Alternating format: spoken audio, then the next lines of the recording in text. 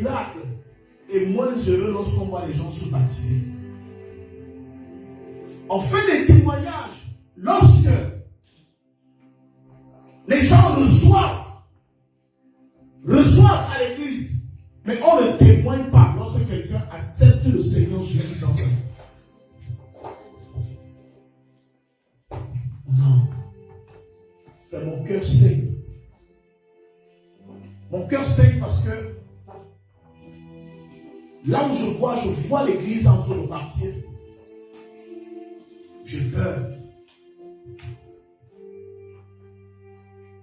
Et je crois sincèrement, c'est pour cela que le Seigneur a voulu que je donne cet enseignement aujourd'hui sur le prix du rachat.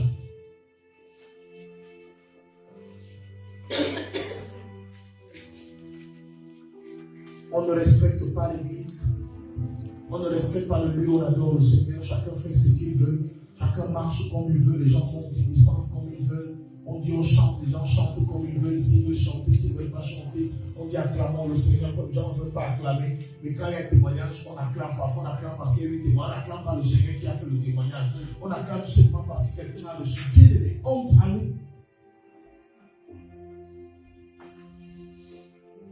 Frères, mes frères et sœurs, je ne veux pas être membre de cette église-là. Je ne veux pas être membre de cette église-là qui satisfait le cœur des hommes et attriste le cœur de Christ. L'église, c'est Christ. L'église, ce n'est pas les miracles. L'église, c'est Christ. L'église, ce n'est pas l'église, ce n'est pas les prophéties. Jésus demande juste ta sincérité. Dieu demande que tu sois vrai quand tu es dans sa présence. Dieu veut que tu fasses attention de tout ce que tu as vécu. Quand tu franchis la porte, cette porte, bien aimé, oublie qui tu es. Oublie d'où tu viens. Cela n'intéresse personne ici. Ça n'intéresse pas Dieu.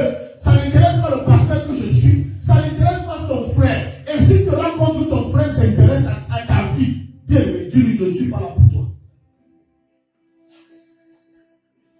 Et à partir de cet instant, on n'aura pas que voici les personnes qui chantent, voici les personnes qui dansent, voici ceux qui font les offrandes, voici les offrandes. Pourquoi? Tout sera adoration, tout sera prophétique pendant le culte.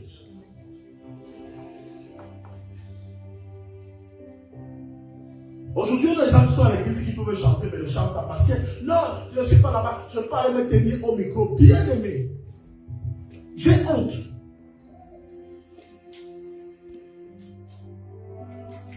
Quelqu'un sait jouer l'instrument, mais il ne peut le faire. Il attend d'abord un décret apostolique. Vous ne savez pas là où vous partez, frère. Vous ne savez pas là où vous partez. Et c'est pourquoi on va repartir sur les bases. Ceux qui voudront rester, vont rester. Et ceux qui cherchent les prophéties, vous irez les chercher quelque part. Pas ici. Parce qu'ici, on ne cherche pas les prophéties. Amen. La prophétie ne prophétise pas parce qu'elle veut, mais parce que Dieu, bien aimé, Dieu prie même qu'il bloque ça même pendant 3 mois, je te dis. Pour qu'on sache véritablement qui veut servir le Seigneur. Parce que nous sommes là pourquoi? Qu'est-ce qui nous motive à être ici? J'ai vu les gens qui demandent les dons à Dieu. Tu demandes le don à Dieu, même quand tu vois ta façon de servir Dieu, il n'y a rien. Dieu ne va te donner le don que ça va te servir à quoi? Lorsque tu accordes son don à quelqu'un, c'est un investissement qu'il fait. Personne n'investit pour perdre son capital. Amen. Tout le monde est investi pour fructifier ce qu'il a. Dieu, quand il dépose le don en toi, c'est parce qu'il veut que ce don-là puisse profiter au royaume. Yes. Toi, tu veux le don pour doucement pour devenir orgueilleux.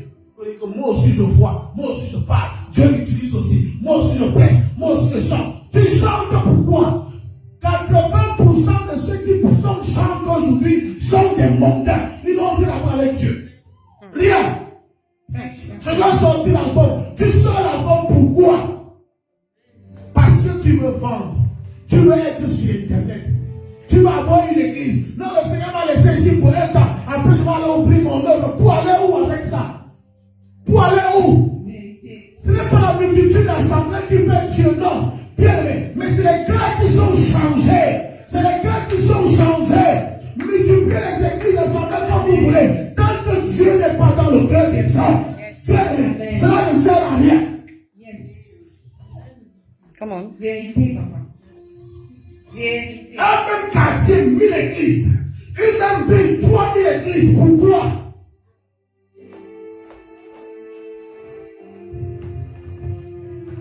Non, je suis là pour un temps. Dieu m'a vraiment envoyé seulement vers vous pour venir recevoir ce qu'il doit recevoir. Après, je pars. Après, tu pars où? Tu pars où? Tu cherches quoi? Et ce genre de personnes ne sont jamais productifs à l'église. Parce qu'en fait, on n'est pas productif à la rébus. Non.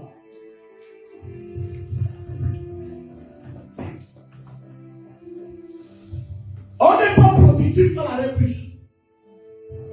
C'est les personnes qui n'ont rien à voir ce que fait l'église. Ils disent que mon temps arrive. Bien aimé. Ce n'est pas mon sujet ce matin. Ce n'est pas mon thème ce matin. Mais il faut qu'on se dise les vérités. Il faut qu'on se dise les vérités, frère. Dieu n'est pas notre copain. Dieu n'est pas notre ami. Dieu n'est pas dans les émotions, frère. Dieu n'est pas dans les émotions. Dieu n'est pas dans les émotions. Mon Dieu n'est pas dans les émotions. Amen. Quelqu'un m'a posé la question, pas comment faire pour parler en langue. Je dis pourquoi? Pour l'intérêt, c'est quoi? L'intérêt pour toi de parler en langue, c'est quoi? C'est-à-dire que celui qui parle en langue, c'est difficile toi-même. Donc tu es orgueilleux, tu es tellement égoïste ou tu veux seulement penser à toi. Tu ne parles pas à Dieu, apprends-moi à nettoyer aussi l'église. Apprends-moi à prêcher pour gagner les âmes. Apprends-moi à aller au dehors. Chasse la honte de ma vie. Afin que lorsque j'entre dans le micro, je prêche l'évangile. Qui prêche l'évangile ici parmi vous? Que la personne lève le doigt. La personne qui prêche l'évangile. Personne. Ah, tu prêches l'évangile. Que Dieu te bénisse. Toi aussi, tu prêches l'évangile. Que Dieu te bénisse aussi. Vous êtes à célébrer parce que ce genre de personnes sont rares dans les églises aujourd'hui. Ceux qui sont dans l'église, c'est que papa, tu as encore vu quoi? Tu as encore vu quoi? Et si tu dis ce que j'ai vu, ça va changer quoi dans ta vie? En tout cas. Bien-aimé, le prix du rachat. Dis à quelqu'un le prix du rachat. Le prix du rachat. Dis à quelqu'un le prix du rachat. Le prix du rachat. Dis à quelqu'un le prix du rachat. Le prix du rachat. Dis encore plus fort le prix du rachat. Le prix du rachat. C'est notre message de ce matin. Il faut que tu comprennes, lorsqu'on parle de Jésus, tu saches qui est Jésus. Tout ça vient du fait que les gens ne connaissent pas qui est Jésus. Les gens nombreux sont tombés à l'église, ils sont venus trouver qu'on faisait des prophéties, ils ont cru que c'est ça l'église. C'est pas ça l'église. Parce que imagine que tu entres ici, et qu'on est en train de jouer, c'est ta première fois d'entrer ici, tu te demandes de danser. Toi aussi tu danses, tu danses seulement. Après on dit que ce n'est même pas ça ici, c'est juste une partie de ce que nous faisons. Ce n'est qu'un part de ce que nous faisons. L'église ne se limite pas, ne se résume pas à la danse aux prophéties et tout ça. Les prophéties font partie de l'église. Le prix du rachat. Alléluia. Dis à quelqu'un le prix du rachat. Le prix du rachat. Commençons avec le Somme 71. Même toi qui es connecté, tu es béni ce matin. Je dis, tu es béni. Ah. On a du mal à dire Amen. Amen.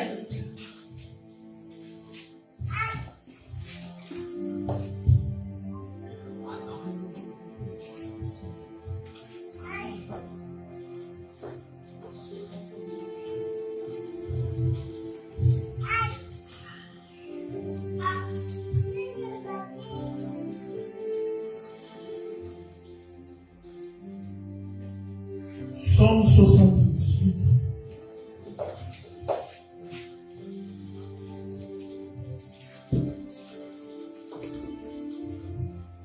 À partir du verset 1er.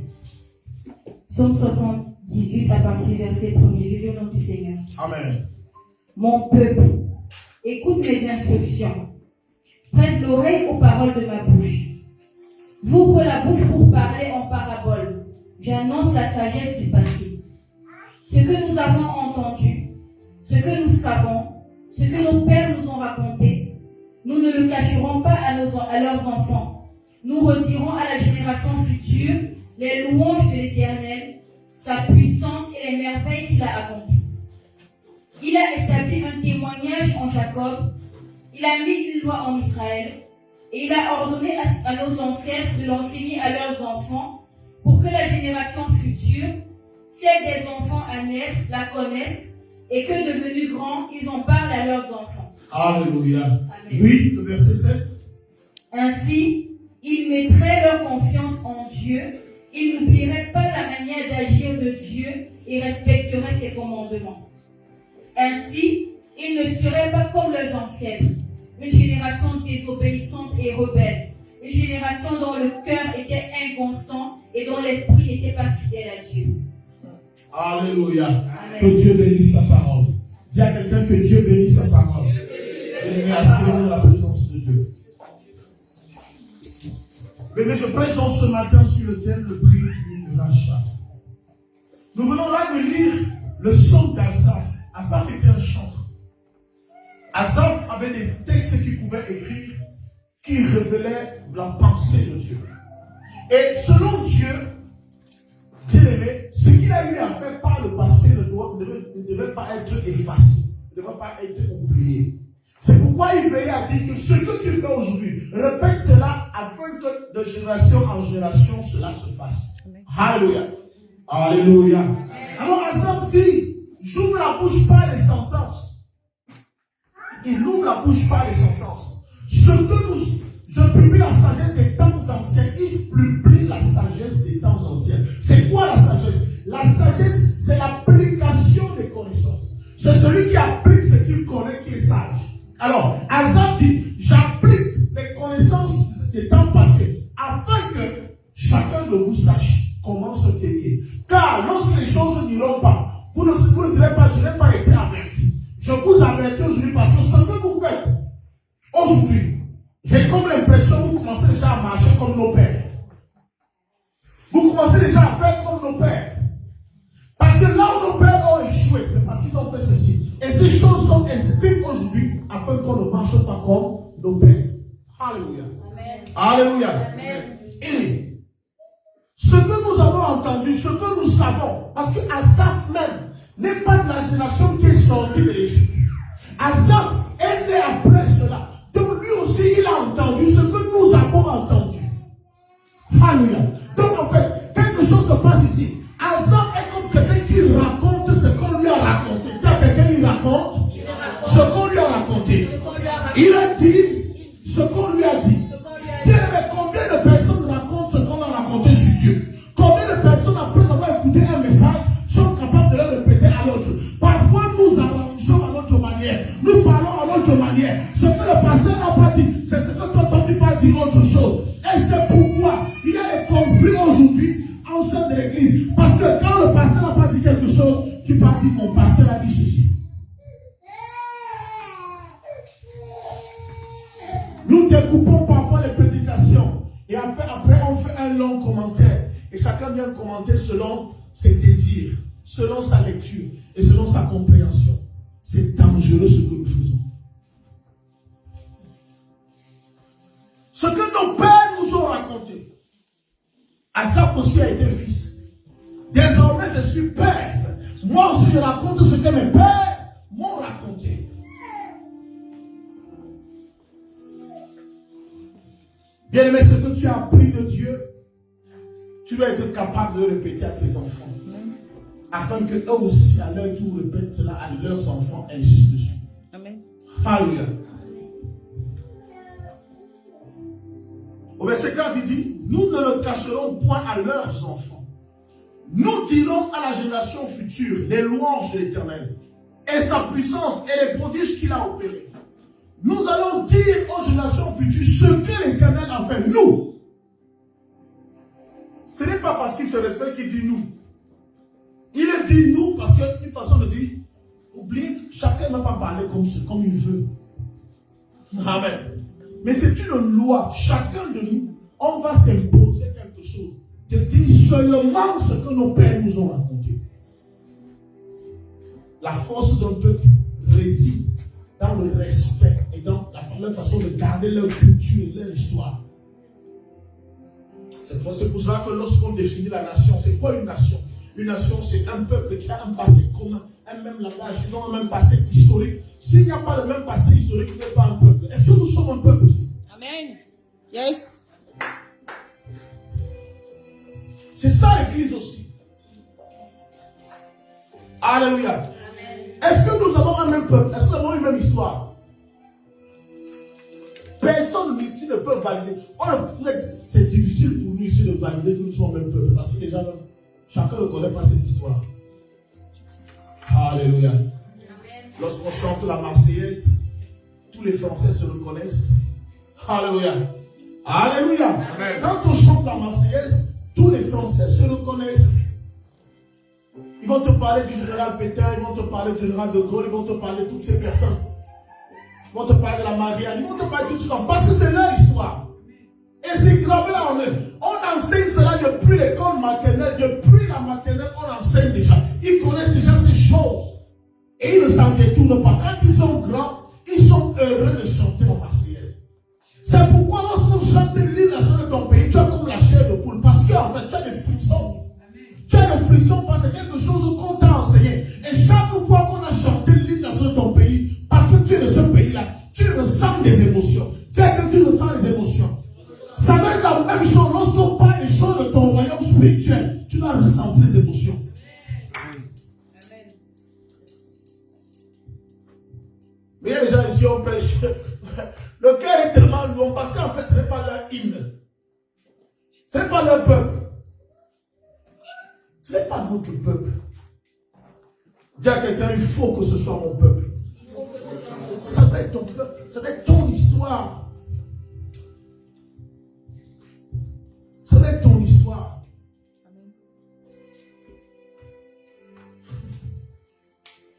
Ça doit être ton histoire. Ça doit être ton peuple. Tu dois veiller.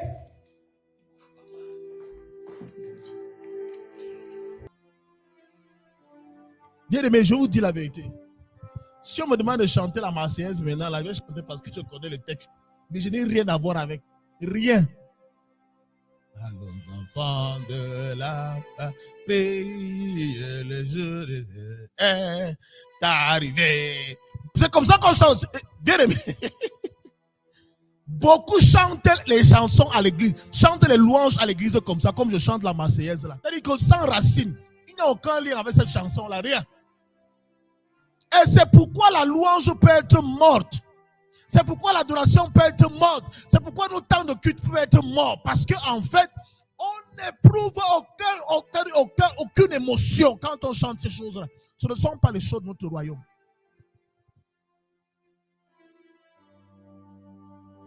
Mais si on met Maître Gims ici, tu vas voir les gens commencer à fredonner et à chanter.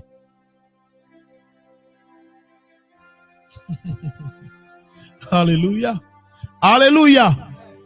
Alléluia. Alors, si notre peuple est devenu aussi fragile, aussi faible, c'est tout simplement parce que l'histoire qui devait être transmise ne l'a pas été. Est-ce qu'on peut accuser les brebis? J'ai beau parler comme je parle, mais je sais que la faute c'est à nous. C'est nous là. Bien aimé, vous ne manifestez que ce que vous avez reçu. Depuis votre tendre enfance, c'est comme ça qu'on vous a montré que l'église c'est. C'est pour ça qu'on vous a montré qu'on part à l'église. Quand les problèmes sont venus, on vous a montré que non, là l'église, on va résoudre, on va prier pour vous. Donc vous n'avez aucune base, il n'y a pas de fondement. Vous ne connaissez même pas votre histoire. C'est quoi un chrétien? C'est quoi un croyant? Vous ne connaissez pas. La récitation des versets bibliques, on ne connaît pas, mais on récite. On va à l'église, le dimanche, il m'en va à la messe. Est-ce que tu peux savoir ce que c'est que le culte? Le culte, c'est quoi? Vous voyez, aujourd'hui même, on se croyait même des familles, que même dans ces familles, on ne peut même pas définir ce que c'est que évangéliste. Je suis bouddhiste, moi je suis évangéliste. Non, moi je suis pentecôtiste, moi je suis protestant. Tu ne peux même pas définir, tu ne connais même pas là où ça a commencé, comment ça a commencé. Et parfois, les gens sont dans leur guerre et on introduit tout le monde dedans. Les guerres de religion, Dieu ne connaît aucune de ces religions. Pire encore, quand je dis souvent à certains qui s'appellent chrétiens, que même Dieu ne connaît pas le nom là. Et on défend ce nom bec et ongle. Non, je suis chrétien, je suis chrétien. C'est écrit où? Dieu n'a jamais appelé quelqu'un chrétien. Christ n'a jamais appelé chrétien. Chaque fois dans la Bible où on parle du mot chrétien, c'est même en termes de raillerie en fait. C'est ceux de dehors qui nous ont appelés des chrétiens. Ça veut dire que celui qui veut... Toi, tu ne peux pas te proclamer chrétien. C'est celui de dehors qui dit que voici un chrétien parce qu'il marche comme Christ. Mais ce sont les démons qui doivent reconnaître que celui-ci est chrétien. Toi, tu te proclames chrétien. Quel est le démon qui a certifié que tu es chrétien? Quel est le démon qui a tremblé devant toi? Alléluia. Dis à quelqu'un notre histoire. Notre histoire. Je dois la savoir. Je dois la connaître. Tu dois connaître ton histoire. Tu dois connaître ton histoire. Si tu ne connais pas ton histoire, bien-aimé, tu es une personne qui est dangereuse au sein du peuple. Et on peut te déraciner n'importe comment. Et c'est parce que l'histoire n'est pas connue que les gens peuvent partir d'une région à une autre. Les gens peuvent partir, non, j'étais musulman, je suis devenu chrétien. Non, j'étais chrétien, maintenant je deviens musulman. Je vois ça, on voit ça à l'église. Quelqu'un était chrétien, il dit enfant de Dieu. Non, les gens qui parlaient en langue à l'église, que la personne parlait en langue. Après, on va trouver 2 mois après. Écho dans le front au sol. Écho le front au sol. Allah.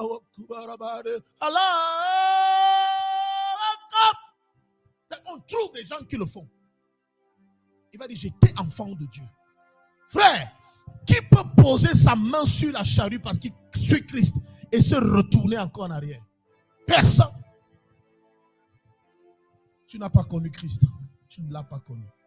Tu as été un sympathisant pendant un temps. Comme on change de parti politique, tu as changé aussi d'église. Alors, bien aimé, Asaph met donc en garde le peuple. Il dit non, nous allons transmettre de génération en génération, aux générations futures, les louanges de l'Éternel et sa puissance et les prodiges qu'il a opérés. Il a établi un témoignage en Jacob. Il a mis une loi en Israël. Vous savez, il y a un témoignage, il y a une loi qu'il a mise sur nous. On a une loi. Chaque peuple, chaque nation est régie par des lois. Il y a des lois. En France, il y a des lois. Chaque peuple a des lois. Comment on veut marcher sans loi? Dis à quelqu'un, l'église a des lois. L'église a des lois. Ce n'est pas que tu marches comme tu veux. Tu ne fais pas comme tu veux. Il y a des lois. Même vous ici, vous ne marchez pas comme vous voulez. Si on a dit que les trains s'arrêtent à 23h, tu obéis, tu ne sors pas parce que 23h, les trains ne sont pas dehors. C'est ça, n'est-ce pas? Mais comment nous on veut marcher à l'église comme on veut? On fait comme on veut.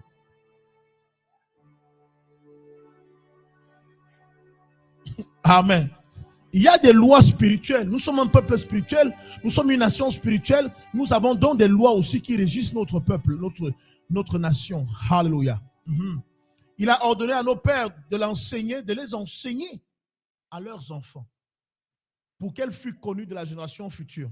Des enfants qui naîtraient et que devenus grands, ils en parlassent à leurs enfants.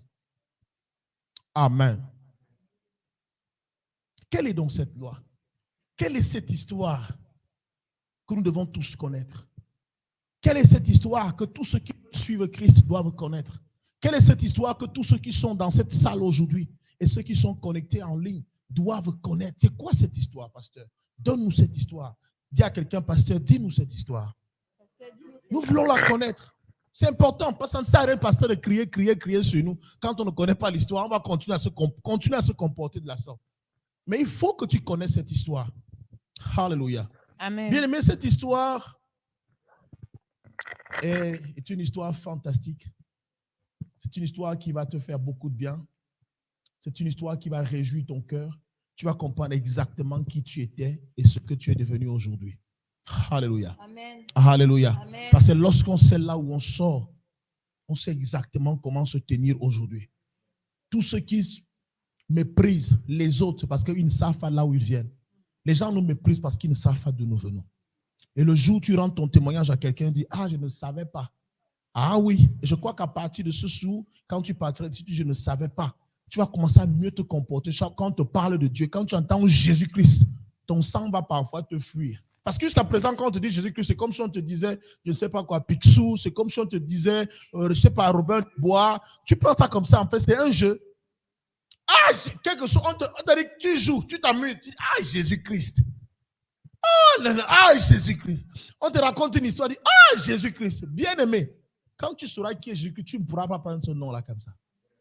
Tu ne pourras pas mettre à chanter, Jésus, tu es bon, Jésus, tu es bon. Non, mais tu sauras ce que tu es en train de dire. Tu sauras que ce n'est pas un nom qu'on prononce comme ça. Ce n'est pas la mode. Ce n'est pas la mode. Ce n'est pas la mode. C'est un nom qui est sanctifié. C'est un nom qui est mis à part. C'est-à-dire, il y a plusieurs noms, mais ce nom-là, on l'a pris, on l'a mis à part. C'est un nom qui est à respecter, un nom qui est à vénérer, un nom qui est à aduler, bien aimé. Ce n'est pas un nom qu'on prend n'importe comment. Venir à l'église n'est pas une mode. Venir à l'église n'est pas un suivisme. Venir à l'église n'est pas une façon de faire comme les autres. Non, on ne fait pas comme les autres.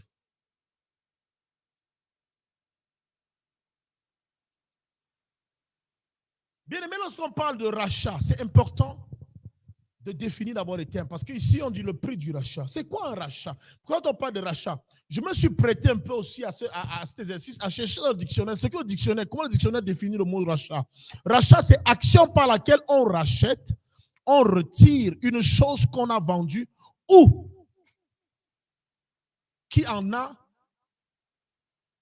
on retire chez une personne qui en a la possession. Amen. C'est-à-dire, lorsqu'on parlera de rachat, c'est qu'on rachète. En fait, c'est le mot acheter, mais on re-achète. Amen. C'est re-acheter. Mais comme on ne peut pas mettre deux voyelles côte à côte, alors on enlève une voyelle afin qu'on reste seulement avec le A, parce que le A avale le E. Alors on se retrouve avec rachat, racheter. Amen. On aurait pu écrire re-acheter ou bien re-achat, mais quand on ne peut pas dire re-achat, on dit tout simplement rachat. Alléluia. Donc, quand tu rachètes, ça veut dire que c'est quelque chose que tu avais déjà, que tu as perdu et tu veux maintenant récupérer. Alléluia. Mais il y a un phénomène qui se passe lorsqu'on rachète. Le plus souvent, ceux qui rachètent vont se rendre compte que quand ils rachètent, ils donnent plus d'argent que lorsqu'ils ont acheté pour la première fois. C'est-à-dire, celui chez qui tu rachètes, alléluia, il va te demander plus d'argent que ce que toi tu as eu quand tu as vendu. Est-ce qu'on est ensemble? Bon, j'explique un peu. Si je veux vendre cette paire de lunettes à...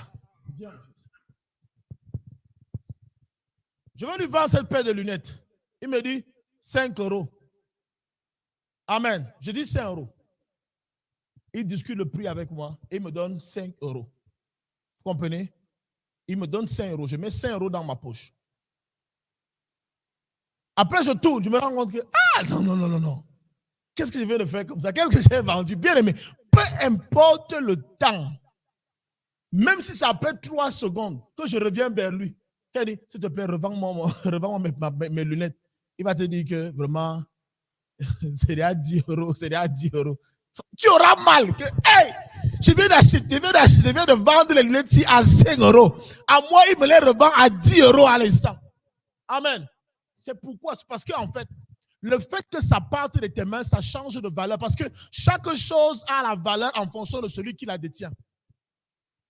C'est toi qui donnes la valeur à ce que tu as. Si tu dévalorises ce que tu as, quelqu'un d'autre peut valoriser cela. C'est pourquoi je peux avoir un pantalon, je le porte. Ça paraît beau. Quand on te le donne, tu n'as pas envie de le porter. Parce qu'en fait, c'est toi qui valorises ce que tu as. Alléluia. Donc, lorsque je pars pour racheter ce qui est à moi, ça a changé de valeur. C'est pour cela que tu peux avoir une bouteille d'eau à 1 € ici. Tu vas à l'aéroport, c'est déjà à 3 €. Quand tu es dans l'avion, c'est déjà à 6 €. Alléluia. Pourquoi? Parce que ça change de valeur en fonction du milieu de la personne qui détient la chose. Alléluia. C'est ainsi que, merci, que Dieu te bénisse. Quand je vais donc acheter, je vais racheter ma paire de lunettes, elle aura déjà un autre prix. Amen. Donc on donne toujours plus que ce qu'on a dépensé lorsqu'on vendait notre objet. Alléluia. Alors, le rachat coûte toujours plus cher que le prix que nous avons obtenu lorsque nous l'avons vendu. Amen. Alors, bien aimé, les synonymes de rachat sont remboursement, reprise, repérer, rédemption, délivrance, expiation, réhabilitation. Et en termes spirituels, on parlera de salut. Amen. Parce que salut, parce que tu délivres la chose entre les mains de quelqu'un. C'est pour ça qu'on parle de salut. Tu délivres quelqu'un entre les mains peut-être d'une maladie. On va parler de restauration. Alléluia. C'est là on parle de rachat. Nous allons donc ouvrir notre Bible ce matin afin de comprendre exactement cette histoire. C'est très important. D'où nous venons, qui nous sommes et où est-ce que nous allons en tant qu'enfants de Dieu. Nous allons prendre le livre de Genèse. Genèse chapitre 1. Genèse 1. Genèse 1, verset 26 à 29. Nous allons nous mettre debout pour honorer la présence, la parole de Dieu. Amen. Amen. Genèse 1, 26 à 29. Je lis au nom du Seigneur.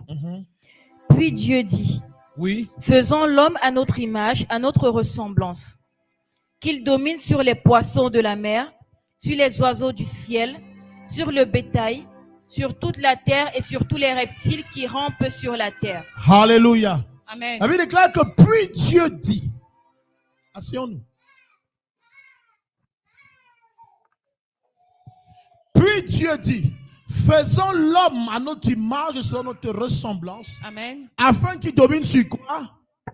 Poissons de Sur la les mer, poissons de la mer, sur les oiseaux du sur ciel, les oiseaux du ciel, sur le bétail, sur le bétail, sur toute la terre. sur toute la terre. Alléluia. Amen. Les choses sur lesquelles l'homme devait dominer sont les choses qui ont été créées avant l'homme. Yes. Amen. Amen. Les choses ont été créées avant l'homme et Dieu dit, maintenant créons quelqu'un qui viendra dominer sur ces choses-là. Amen. Dis à quelqu'un dominer. Dominer. Dis à quelqu'un dominer. Dominer. Ton rôle c'est de dominer. Amen. Mais seulement. Dis à quelqu'un seulement. Seulement. Bien aimé, tout ce qui a été créé avant l'homme n'a jamais été l'homme. Yes. Come on. C'est pourquoi l'Église a le pouvoir de chasser les démons. Amen. Mais l'Église n'a pas le pouvoir de dominer sur les hommes. Amen. Amen. Le chrétien doit chasser les démons, mais le chrétien ne domine pas parce qu'on n'a pas le droit de dominer sur les hommes. Amen. Il dit, tu vas dominer sur les poissons, tu vas dominer sur les reptiles, tu vas dominer sur les animaux, mais tu ne domines pas sur ton semblable. Amen. Amen. Amen. Amen. Avance, pasteur. Alléluia. Amen. C'est important de le savoir. Amen. Parce qu'aujourd'hui, les gens sont en train de vouloir nous assujettir. Vraiment, vérité.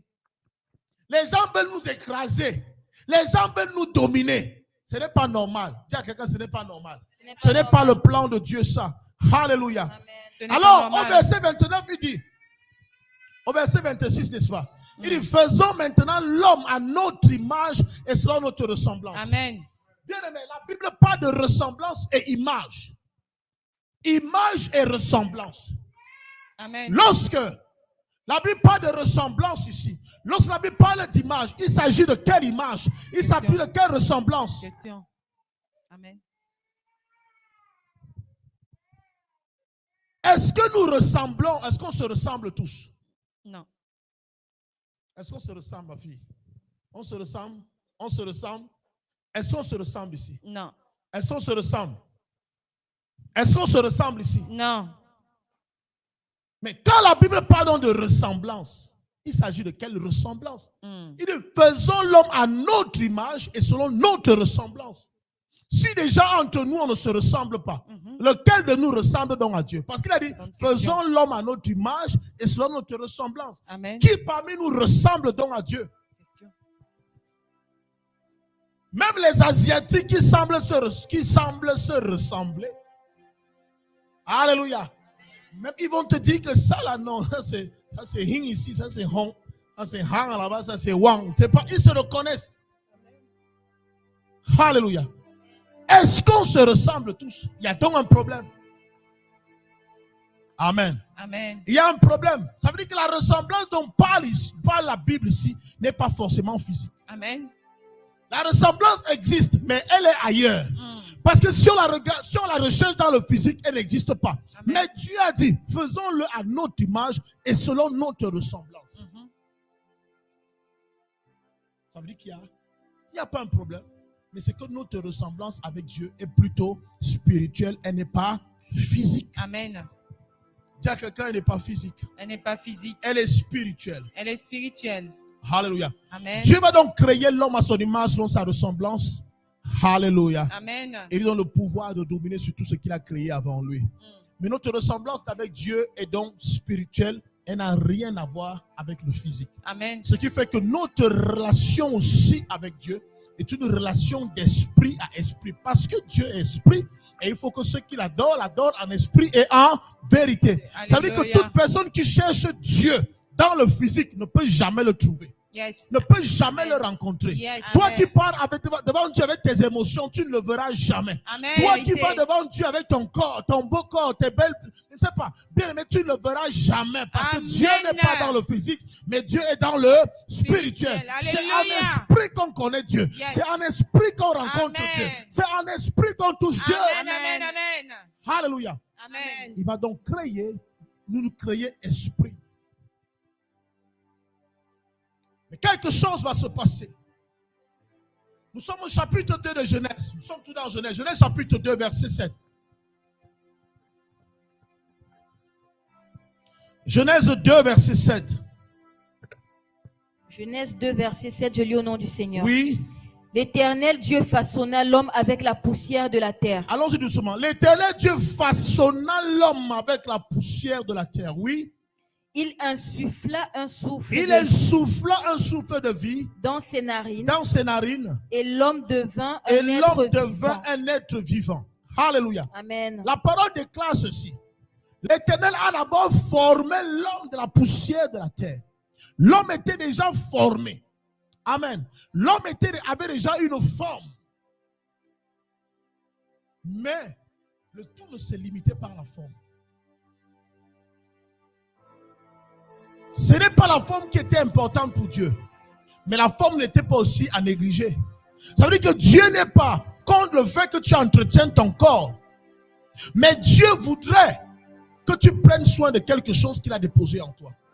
La Bible déclare donc qu'il va former l'homme de la poussière de la terre, mais tant que l'homme, alors que l'homme n'avait pas encore reçu ce souffle qu'il a déposé en lui, l'homme n'était pas un être vivant selon lui. Amen. Alléluia. Amen. Le souffle ici, ce n'est pas l'air que tu as dans tes poumons. Le souffle ici, ce n'est pas l'air qu'on respire. Mais le souffle ici, c'est une portion de Dieu. Amen. Le souffle ici, c'est son esprit. Amen. C'est quand l'homme a reçu son esprit qu'il est devenu un être vivant selon Dieu. Amen. Donc, en définitive, si on peut se résumer à ce niveau-là, on va dire un être vivant, un homme vivant selon Dieu, alléluia, c'est celui qui a un corps, une âme et son esprit. Amen. Celui qui n'a pas l'esprit de Dieu est un mort. Yes. Celui qui n'a pas l'esprit de Dieu, même si tu as un corps, la Bible déclare que le corps avait déjà été formé. Mais tant que l'esprit n'était pas là selon Dieu, il n'était pas vivant. Amen. Amen. Le corps était déjà formé, mais l'absence de l'esprit de Dieu faisait en sorte que cet homme n'était pas considéré comme un vivant selon Dieu. Yes. Donc il ne pouvait pas communiquer avec Dieu. Parce que Dieu est esprit. Amen. Quelque chose va se passer. Nous sommes dans le même chapitre, chapitre 2. Nous demeurons au chapitre 2. Allons-y à partir du verset 17. Genèse 2 à partir du verset 17. Oui, verset 15, ça veut dire. Verset 15. Je mettrai l'hostilité entre tous. Genèse 2. Ok. L'Éternel Dieu prit l'homme et le plaça dans le jardin d'Éden. L'Éternel Dieu prit l'homme et le plaça où? Dans le jardin d'Éden. Oui. Pour qu'il le cultive et le garde. L'Éternel Dieu donna cet ordre à l'homme. Oui. Tu pourras manger les fruits de tous les arbres du jardin, mais tu ne mangeras pas le fruit de l'arbre de la connaissance du bien et du mal. Car le jour où tu en mangeras, tu mourras, c'est certain. Alléluia. Amen. Écoutez très bien cette histoire. Dieu a déjà façonné l'homme. Il a déjà déposé en lui son souffle. L'homme est devenu un être vivant selon Dieu. Il communique déjà avec Dieu. Amen. Amen. Est-ce qu'on est ensemble? Amen. Je prie que nous soyons véritablement ensemble. Amen. Parce que c'est quelque chose que vous devez connaître. La Bible déclare que lorsque Dieu place dans l'homme, il s'agit bien ici d'Adam, il le place dans le jardin d'Éden pour le cultiver, pour le garder. Lorsqu'il l'amène dans le jardin, il lui donne un ordre. Il dit, tu pourras manger de tous les arbres du jardin. Mais quant à l'arbre de la connaissance du bien et du mal, le jour où tu en mangeras, tu mourras. Donc tu n'as pas le droit de manger cet arbre-là. Tu n'as pas le droit de le toucher. Mange de tout dans le jardin, sauf ceci. Dis à quelqu'un, sauf l'arbre de la connaissance du bien et du mal. Sauf l'arbre de la connaissance du bien et du mal. Alléluia. Amen. Car le jour où tu en mangeras, tu mourras, dit l'Éternel. Amen. Alors, écoutez très bien cette histoire. L'homme est placé dans le jardin, déjà avec sa femme, Ève. Nous connaissons la suite de cette histoire. On lui a dit, tu ne mangeras pas de l'arbre de la connaissance du bien et du mal, car le jour où tu en mangeras, tu mourras. Amen. Mais nous savons tous que l'homme va manger. Nous connaissons tous que l'homme va manger de ce fruit, n'est-ce pas? L'homme va manger de cet arbre. Et puisque Dieu a dit, le jour où tu mangeras, tu mourras. Amen. Ça signifie que il va mourir. L'homme a mangé, vrai ou faux? Maintenant, la question que je pose, l'homme est-il mort, vrai ou faux? Est-ce qu'il est mort? Est-ce qu'il est mort? Il est mort? Il est mort? Il est mort? Il est mort? Laissez-nous la philosophie. Est-ce qu'il est mort? Est-ce qu'il est mort? Bien, je reviens là-dessus. Je reviens.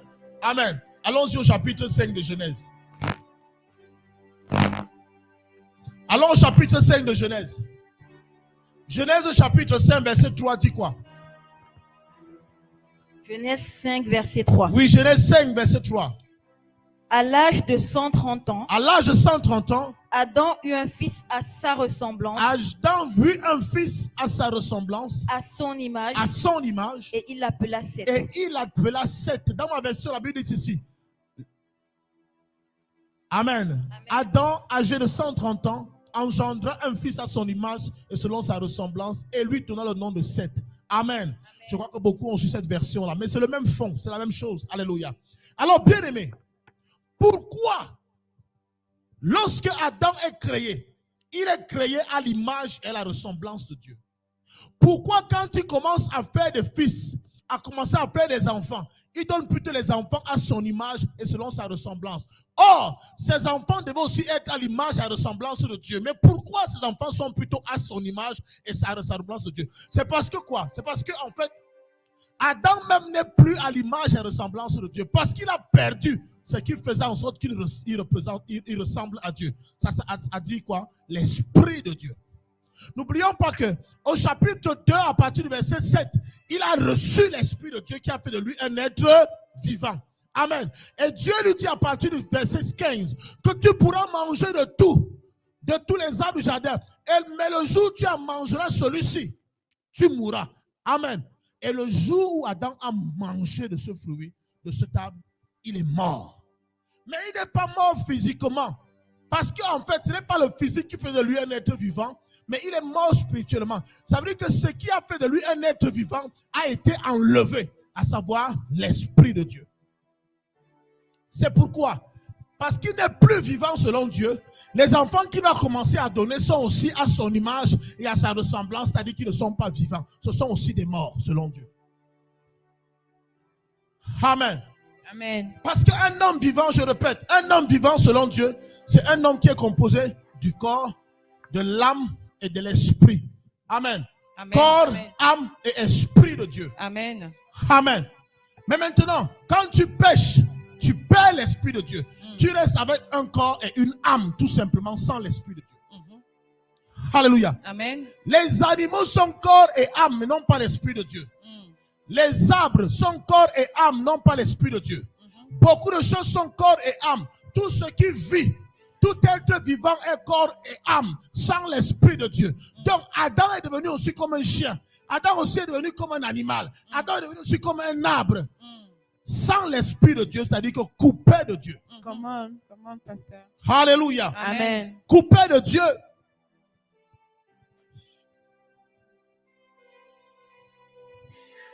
Alléluia. Amen. Donc Adam est coupé de Dieu. Et c'est là que commence le problème de l'humanité. Parce que les premiers fils d'Adam sont coupés déjà de Dieu. Ils sont à son image et à sa ressemblance. Ils sont aussi des morts. Adam est déjà mort. Mais ce que j'aime dans cette histoire, c'est que on voit le mort Adam faire des enfants. C'est ça. On voit le mort Adam entreprendre. Alléluia. On voit le mort Adam entretenir le jardin. Come on. Wow. Cela devrait attirer notre attention. Ce n'est pas parce que tu fais des grandes choses dans la vie que tu es enfant de Dieu. C'est ça. Vérité. Yes. Yes. Oh. Avance, pasteur. Démystifie, papa. Ce n'est pas parce que tu chantes, tu danses. Ce n'est pas parce que tu vas à l'église que tu es enfant de Dieu. Parce que Adam faisait tout ça, mais il était coupé de Dieu. Alléluia. Il était mort selon Dieu. Come on. Sans l'Esprit de Dieu. Amen. Beaucoup de personnes disent, je suis enfant de Dieu parce que j'ai ceci, parce que j'ai cela. Mais non. Ton ancêtre Adam n'était plus enfant de Dieu. N'était plus en contact, en relation avec Dieu, en communion avec Dieu, mais il faisait toutes ces choses. C'est ça, vérité.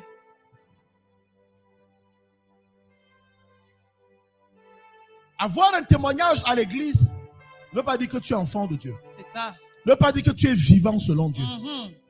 Beaucoup sont à l'église, mais ils sont des morts selon Dieu. Morts sans l'Esprit de Dieu. Amen.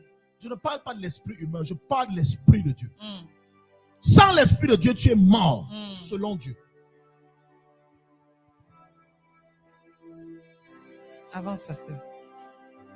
Alléluia. Amen. Amen. Et dans le livre de Romains chapitre 3, verset 23, il déclare que tous ont péché, sont privés de la gloire de Dieu. Mais ils ont péché quand? Ils ont péché parce que leur ancêtre Adam a péché. Tous ceux qui sont donc issus d'Adam, à partir d'Adam. Dis à quelqu'un à partir d'Adam. À partir d'Adam. Tous ceux qui sont nés d'Adam, d'Adam jusqu'à aujourd'hui, ceux qui sont nés aujourd'hui là, tous ceux. Parce qu'il y a certains qui sont nés aujourd'hui à l'hôpital. Ils sont tous des morts. Vérité. Ils sont des morts. Vérité. Amen. Et c'est pourquoi vous voyez que, vous allez comprendre avec moi, il y a des expressions qu'on utilise à l'église qui sont fausses bibliquement, qui n'ont pas leur place. Amen. Qui ne peuvent pas être justifiées. Parce que lorsque quelqu'un va dire j'ai donné ma vie à Dieu, j'ai donné ma vie à Dieu. Mais selon ce qu'on vient de lire, nous sommes tous d'accord que avant cela, on n'avait pas de vie. Amen. Amen. Mais c'est Christ qui nous donne sa vie et il prend la mort que nous avons. C'est lorsque Christ vient en nous qu'on a la vie. On n'a pas de vie à donner à Dieu. Tu as quelle vie à donner à Dieu? Dans le langage humain, ça peut se comprendre, mais spirituellement, ça ne tient pas. Amen. Parce qu'on n'a pas de vie. Amen. Amen. On n'a pas de vie. Amen. Tu n'as pas de vie. Tu n'as pas de vie à donner à Dieu. Amen. Tu as plutôt besoin de la vie de Dieu. Dis à quelqu'un, j'ai besoin de la vie de Dieu. J'ai besoin de la vie Dis de à Dieu. quelqu'un, j'ai besoin de la vie de Dieu. J'ai besoin de la vie de Parce Dieu. que tu es un mort. Tu es coupé de Dieu. Peu importe ce que tu fais, tu peux être un grand entrepreneur. Tu peux faire des grandes choses. Si tu n'as pas l'Esprit de Dieu, tu ne connais pas Dieu. Tu es mort. Même si tu marches. Parce que le mort Adam marchait. Vérité. Le mort Adam se multipliait. Alléluia. Il faisait les enfants jusqu'à 130 ans. Yes. Bien aimé, le fait que tu vives Alléluia. longtemps n'a pas dit que tu es enfant de Dieu. Il avait Yes. 130 ans. Mais il était coupé de Dieu. Il était mort. Mort, coupé de Dieu. Dieu ne le connaissait pas. Alléluia. Amen. Tous ont péché et sont privés de la gloire de Dieu. Lorsque le livre de Matthieu chapitre 8 verset 22, est-ce qu'on peut lire ça? Matthieu chapitre 8 verset 22 nous dit quelque chose. Vous allez écouter cette phrase. Écoutez très bien ce verset. Ça va ouvrir votre entendement sur les morts. Matthieu chapitre 8 verset 22. Je Oui. lis au nom du Seigneur. Amen. Mais Jésus lui répondit, Mais Jésus lui répondit, suis-moi suis-moi et laisse les morts et laisse les morts enterrer leurs morts. enterrer leurs morts. Wow. Alléluia. Amen. Est-ce que Amen. quelqu'un comprend cette phrase? Il dit, suis-moi. Suis-moi, viens avec moi. Mais laisse les morts ensevelir leurs morts. Dans une même phrase, un même mot, 2 fois. Jésus dit, suis-moi. Et laisse les morts. Parce que si un mort peut ensevelir un autre mort, ça veut dire que ce mort-là peut marcher. Amen. Ce mort peut marcher et il va ensevelir celui qui ne peut pas marcher. Vous comprenez ce que... Bon, vous n'avez pas compris. Si vous n'avez pas compris, j'explique bien. C'est compris? Tu n'as pas encore compris. Jésus dit, suis-moi et laisse les morts ensevelir leurs morts. En fait, il appelle son disciple. Il dit, accompagne-moi, allons faire l'évangile. Allons prêcher l'évangile. Allons gagner les disciples. Allons faire les disciples. Et ce disciple, ce temps veut se retourner. Il dit non, j'ai affaire. Je m'en vais d'abord ensevelir mon père. Laisse que j'aille enterrer mon père. Il dit que mais, toi suis-moi et laisse les morts ensevelir leurs morts. En fait, ceux qui vont ensevelir leurs morts sont ceux qui n'ont pas l'esprit de Dieu, qui sont coupés de Dieu. Et parce qu'ils perdent aussi les hommes physiquement. Amen. Amen. Bien aimé, ils vont enterrer ceux qui sont morts physiquement et qui étaient coupés de Dieu. Amen. Amen. Mais toi, parce que tu n'es plus mort, Yes. suis-moi. Yes. Alléluia. Donc celui que Christ invite à le suivre n'est plus mort selon Christ. Ça veut dire qu'il a déjà l'esprit de Christ en lui. Amen. Donc il n'est plus considéré comme un mort. Il dit, laisse ceux qui sont morts s'occuper de leur mort. Mais toi, suis-moi. Alléluia. Alléluia. Bien-aimé, étant donc donné que nous sommes tous descendants d'Adam, tous les hommes étaient descendants d'Adam, ou alors sont descendants d'Adam, et tous avaient donc péché et étaient privés de la gloire de Dieu. Mais Dieu a un problème. C'est qu'au départ, il a créé l'homme pour dominer sur les animaux, dominer sur les poissons, dominer sur tout ce qu'il avait créé. Mais si l'homme est déjà coupé de lui, ça veut dire qu'automatiquement, il ne peut plus dominer. Or, le plan de Dieu n'était pas que l'homme vive éternellement dans le jardin. L'homme venait pour une mission, après il devait retourner. Mais s'il en est ainsi, il y a un problème. C'est que l'homme aussi est coupé de Dieu. Si l'homme est coupé de Dieu, ça veut dire qu'il n'y a plus de communion entre l'homme et Dieu ou entre Dieu et l'homme. Amen. Et s'il n'y a plus de communion, ça veut dire que tous ceux qui sont sur terre sont appelés à périr. Mais le plan de Dieu n'est pas que l'homme périsse. Dieu voudrait que l'homme vive éternellement. Parce qu'avant d'avoir ce corps-ci, alléluia, nous étions d'abord des esprits. L'homme est d'abord spirituel. Avant qu'on habitât dans ce corps, dans cette tente, comme l'appelle l'apôtre Paul. Alléluia. Alors, bien aimé, ce qui va se passer, Dieu va se rendre compte que les hommes sont en train de périr. Parce que tous sont déjà coupés de lui. Ils sont coupés, ils ne peuvent plus communier avec lui. Il faut qu'il trouve une solution. Dis à quelqu'un, il faut que Dieu trouve une solution. Ça, c'est parce qu'il nous aime, c'est parce qu'il aime l'homme qu'il est obligé de trouver la solution lui-même. Et c'est là où va naître la loi sur le pardon. C'est là où il va mettre la pied sur pied, la loi sur le pardon et l'expiation des péchés. Alléluia. Alléluia. Amen. Et c'est là où le sang va intervenir pour la première fois aussi dans la Bible. Amen. Parce qu'il faut trouver un moyen afin de pouvoir pardonner l'homme. Pouvoir couvrir l'homme du pardon. Amen. Amen. Donc dans le livre de Lévitique, on va un peu essayer de lire. Lévitique chapitre 6.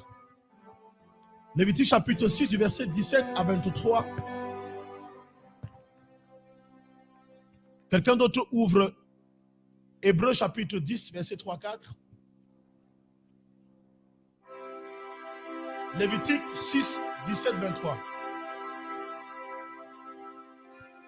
Il va mettre sur pied une loi sur le pardon des péchés. Parce que l'homme doit être pardonné.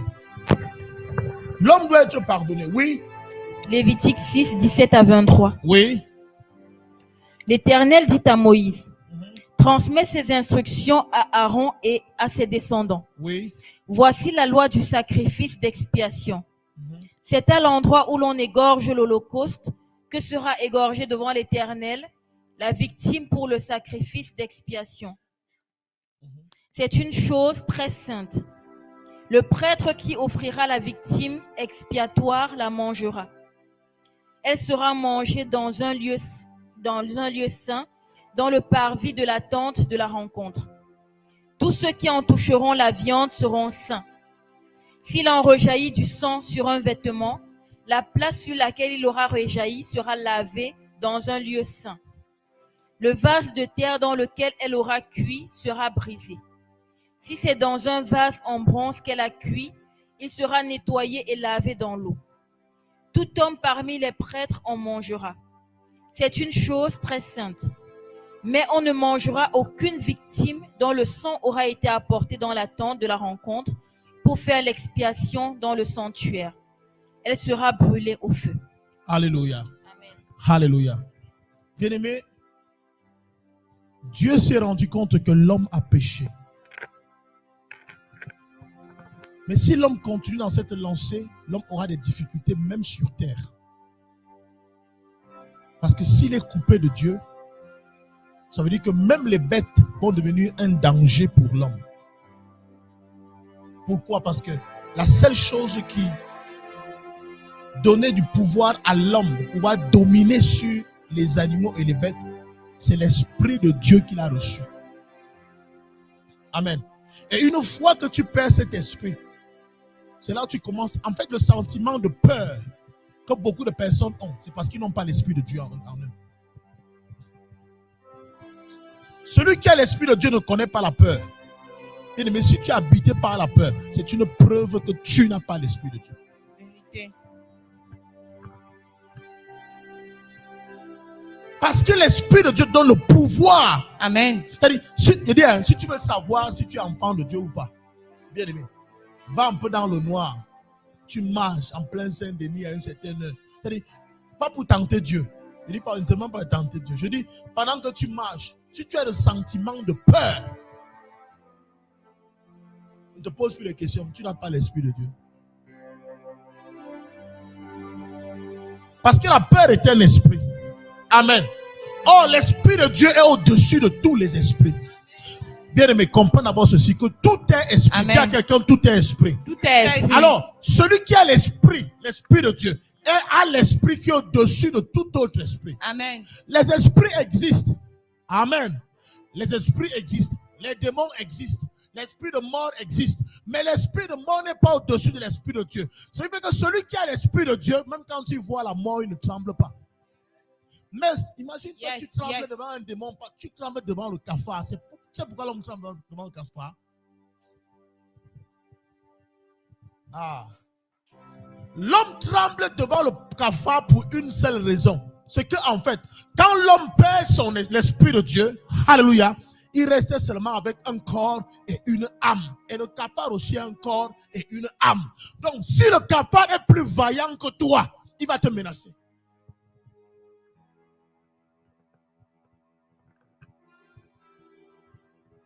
Tu ne verras jamais un serpent poursuivre quelqu'un. Un vrai serpent. Je ne parle pas d'un serpent qui est animé, un serpent qui est envoûté. Je ne parle pas d'un serpent que quelqu'un manipule. Je parle d'un serpent normal. Quand le serpent voit l'homme, il fuit. Amen. Parfois, le serpent fuit à gauche, toi tu fuis à droite. Exact. Tu crois qu'il te poursuit, il est parti. Si tu connais la peur, tu n'as pas l'Esprit de Dieu.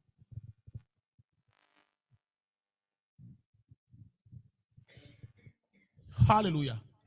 Alléluia. C'est donc ça. C'est pour cela qu'on a peur. C'est pour cela qu'on craint tout. On ne sait pas ce qui va se passer. Parce qu'en fait, on n'est pas habité par l'Esprit de Dieu.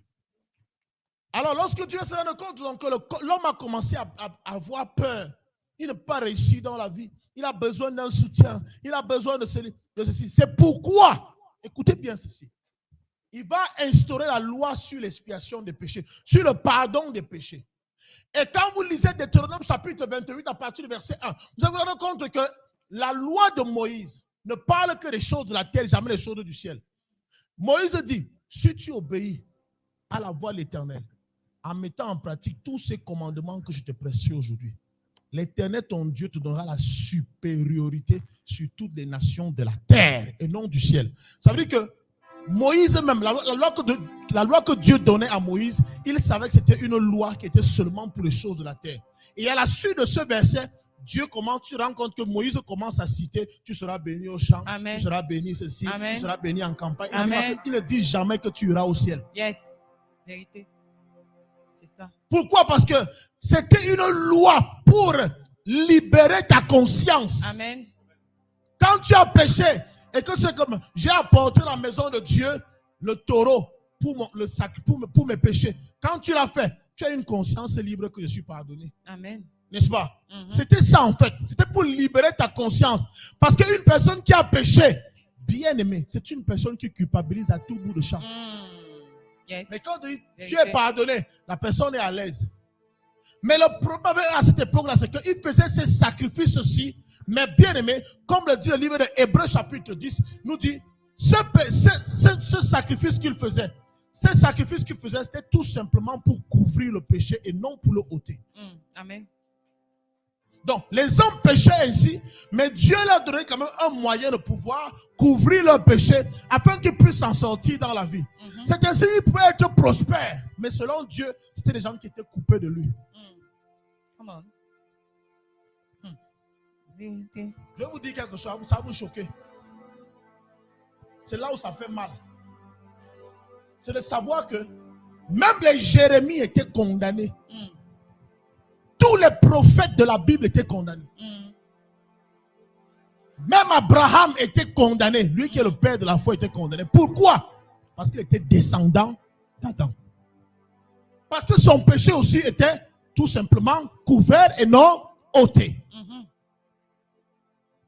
Il prophétisait. Esaïe prophétisait. Jérémie prophétisait. Ézéchiel prophétisait. Néhémie prophétisait. Vous connaissez tous ces prophètes. Jacob parlait des choses de Dieu. Isaac parlait des choses de Dieu. Mais ils étaient tous condamnés par la loi. Ils étaient condamnés par la loi. Parce que quoi? Selon la loi, ils avaient le péché en eux. Le péché était dans leur sang. Ça circulait dans leur sang. Ça se transmettait de génération en génération. Amen. Mais ils prophétisaient. Certains prophétisent parce que le don n'a rien à voir avec le fait d'être enfant de Dieu. Amen. Avance, pasteur. Le don n'a rien à voir avec le fait d'être enfant de Dieu. Amen. Nombreux ont le don, mais ils sont coupés de Dieu. C'est ça. Amen. Ils prophétisent, ils disent les choses de Dieu, mais ils sont coupés de Dieu. Parce qu'ils ont quoi? Le don.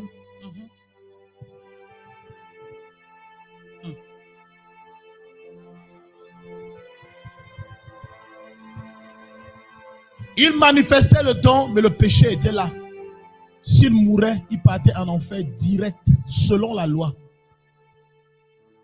Selon la loi, il mourait. Jérémie mourait selon la loi. Il partait en enfer direct. Élie, prophète de feu, il avait le péché couvert. Ça veut dire que c'était un prophète rempli de péché. Rempli de péché, mais qui parlait des choses. Il menaçait même d'autres prophètes. Mais couvert de péché, plein de péché. Amen. Mais le péché était couvert. Ça faisait en sorte que, au moins, il pouvait quand même agir. Il pouvait quand même parler au nom de Dieu. Mais il le croyait. Parce qu'à un moment donné, le prophète Esaïe va faire une prophétie. Parce que Dieu se rend compte d'une chose, c'est que malgré tout ce qu'il a fait, malgré la loi qu'il a ordonnée sur les sacrifices des animaux, il a un problème. Le péché demeure. Or, le problème entre Dieu et l'homme, ce n'est pas l'homme lui-même, mais c'est le péché. Yes. C'est le péché qui nous sépare de Dieu. Donc, il faut que Dieu trouve une solution. Et imaginez tout ce qu'on a dit là. Tout ce qu'il faisait juste pour que le péché soit couvert, pas pour que le péché soit ôté. Et je vous raconte un peu comment ça s'est passé. Parce que là, c'est rien. En fait, celui qui avait péché, Tu devais venir avec un agneau. Tu venais avec un agneau. Un agneau, c'est un animal dont l'âge est compris entre 0 à 3 ans. Amen. Amen. Tu venais avec un agneau. Et tu venais avec cet agneau devant le sacrificateur. Et il le prenait et il l'amenait dans le lieu très saint. On l'égorgeait d'abord. Parce qu'en fait, le temple à cette époque était divisé en 3. Amen. Amen. On avait les parvis, le lieu saint et le lieu très saint. Alléluia. Entre le lieu saint et le lieu très saint, il y avait un rideau qui les séparait. Alléluia. Amen. Et c'est quand on traversait le rideau que le sacrificateur allait faire les sacrifices, allait offrir les parfums, allait offrir le sang. Alléluia. Amen. De la victime qui avait été apportée devant lui. Amen. C'est qu'il allait apporter à Dieu. Mais la Bible déclare que si le sacrificateur avait reçu seulement une tache ou alors une saleté sur son vêtement, il devenait automatiquement lui-même impur. Et quand il entrait, il mourait. Alors qu'il partait au fil des sacrifices pour quelqu'un d'autre, lui-même il mourait. Et beaucoup de sacrificateurs mouraient comme ça dans le lieu très saint. Pourquoi? Parce qu'ils partaient sans être purs. Et ils partaient aussi parfois avec le sang d'un mauvais agneau qui était sans défaut. Pourquoi? Parce que Dieu avait exigé que l'agneau soit d'un an, mâle, sans défaut. Si tu prenais un agneau mâle d'un an, mais avec les défauts, ce sang, Dieu reconnaissait que le sang, si c'est le sang d'un agneau mâle, mais avec les défauts. Vous comprenez un peu? Comme depuis l'Égypte, il avait ordonné à Moïse, prenez le sang d'un agneau mâle d'un an, vous allez les égorger, vous prenez le sang, mettez sur les linteaux. Quand l'ange de la mort viendra traverser le pays d'Égypte, quand il verra le sang sur les linteaux, il épargnera toutes les maisons sur lesquelles il y aura le sang. Amen. Ça veut dire que les Égyptiens, même qui avaient obéi à cette loi, étaient aussi épargnés. Parce que Dieu ne regarde pas qui tu es quand il s'agit de respecter ses lois. Amen. Tu respectes la loi de Dieu, Alléluia. tu reçois de Dieu. Amen. Tu respectes les prescriptions de Dieu, Yes. tu reçois de Dieu. Yes. Si on Amen. ne reçoit pas, c'est parce qu'on refuse de pratiquer la loi de l'Éternel. Exactement. Amen. Donc, ceux qui par zèle, on leur demande de trouver un agneau d'un an, on trouvait plutôt un agneau de 2 ans, mâle, mais sans défaut. On dit que non, on a dit 1 an. Parce que Dieu exige quelque chose. Amen. Vous savez, on est tellement paresseux que même quand on demande une chose facile, on refuse. Parfois, on est trop zélé. On veut chercher au-delà de ce que Dieu nous a exigé. On veut chercher parfois moins que ce que Dieu nous a exigé. Quand Dieu te dit, apporte ceci, fais cela, tu dis que tu ne peux pas faire. Non, c'est difficile pour moi. Non, je ne peux pas. Oh, moi, je n'ai pas. Je n'en ai pas. Bien aimé, sachez une chose. Je vais dire à toute personne qui se trouve même ici, et même ceux qui nous suivent. La voix prophétique reste la voix prophétique. Amen. Amen. Lorsque Dieu te demande de faire quelque chose, il ne s'agit pas de regarder si tu acceptes ou tu n'acceptes pas. Si tu peux, si tu ne peux pas. Il te C'est dit, ça. voilà ce que tu veux faire, tu dois faire pour être libre. Yes. Amen. Moi, je n'ai pas. Non, je ne peux pas. Je ne suis pas prêt. Il ne cherche pas à savoir si tu es prêt. Vérité. Pourquoi? Parce que le panier, même le panier, quand on est dans un restaurant, circule pour un temps. Yes. Yes. À une réception, Yes. quand le panier passe devant toi, profite, mets ta main, prends ce qu'on te demande de prendre. Amen. Si tu ne prends pas, ça va circuler. Le temps que ça revienne vers toi, tu seras déjà endormi. Yes. Nous sommes partis à cette réception. Tellement tu as embrouillé. Certaines personnes parfois sont à l'église, sont au téléphone. D'autres sont à l'église, voilà, à une réception, tu es au téléphone. On sait déjà les gens. Le panier circule, toi tu es au téléphone. Quand tu pars fermer ton téléphone, c'est net quand on distribue dans les cure-dents. La nourriture est finie. Toi tu reçois le cure-dent. Il y a des gens qui ont récupéré les cure-dents comme ça. On dit que on donne le cul-dent. Pourquoi? Ah, tu n'as pas reçu quand c'est passé ici. C'est ce qui se passe dans les avions, non? Parfois, l'avion se passe. Hein. C'est ça. Les hôtesses aiment ça. Ils regardent comment tu dors. Il peut bien te réveiller. Voilà, il peut dire à ton voisin que réveille-le. Ah, il passe. Moi, j'arrête, tu vois. Dépose ma chérie ici. Dépose. Alléluia. Amen. Là, c'est parce qu'on avait ensemble. Mais quelqu'un d'autre qui ne te connaît pas ne va même pas interpeller l'ange. Il laisse passer. Alors, bien aimé, C'est ça. cette histoire est passionnante parce qu'elle nous permet de comprendre d'où nous venons et qui nous sommes Amen. véritablement. Amen. Être enfant de Dieu est une grâce. C'est une grâce. Amen. Ce n'est pas un jeu, bien aimé. Amuse-toi avec tout. Amuse-toi avec les gens comme tu veux. Joue avec le président de la République si tu veux. Mais ne joue pas avec la chose de Dieu. Parce que Dieu n'est pas notre ami. Frère, il a tout fait pour que nous ayons la vie. Alors, lorsqu'il va faire cette loi-là, beaucoup de sacrificateurs vont mourir. Et le problème, c'est quoi? C'est que même quand le sacrificateur allait mourir en lieu très saint, même aller chercher son corps, il fallait qu'on délègue encore, que Dieu choisisse encore notre sacrificateur pour aller le chercher. Imaginez-vous, ça devenait tellement compliqué. Entrer, c'est compliqué. Sortir, compliqué. Il fallait que pour que le sacrifice soit agréé, il fallait que le sacrificateur entre dans le lieu très saint et qu'il ressorte vivant. Alors on dit oui, le sacrifice a été agréé. Amen. Dieu fera encore un autre constat. C'est que malgré cette loi qu'il a mise sur pied, ce sont les bêtes qui payent les frais. Ce sont les bêtes qui payent les frais. Or, ce ne sont pas les bêtes qui ont péché contre lui. Amen. C'est l'homme qui a péché contre lui. Amen. Alors, s'il y a réparation, s'il peut avoir réparation, cette réparation ne peut passer que par l'homme. Amen. Amen. Amen. Écoute-moi, là, ça commence à devenir très profond. Si tu perds la partie ici, c'est que tu as tout perdu. C'est l'homme qui a péché contre Dieu. Ce ne sont pas les bêtes qui vont payer les frais. Amen. Éternellement. Et même pour faire les sacrifices, il fallait avoir les bêtes, il fallait faire l'élevage. Donc ce n'était pas une chose facile. Amen. Si pour couvrir le péché, c'est autant difficile, à plus forte raison pour le ôter. Non, puisque c'est l'homme qui a péché contre moi, il faut que ce soit aussi l'homme qui paye ce prix-là, afin qu'on ne parle plus jamais de péché. Amen. Mais Dieu a réclamé un agneau mâle d'un an, sans défaut. Il faut donc qu'il trouve aussi sur terre un homme qui a un sang pur. Amen. Parce qu'il veut un agneau qui a un sang pur. Yes. Mais où est-ce qu'il va trouver un homme sur terre avec un sang pur?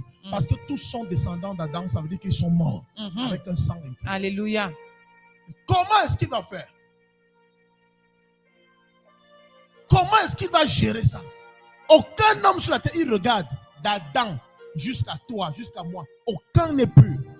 Tous ont le sang d'Adam, ça circule dans leurs veines.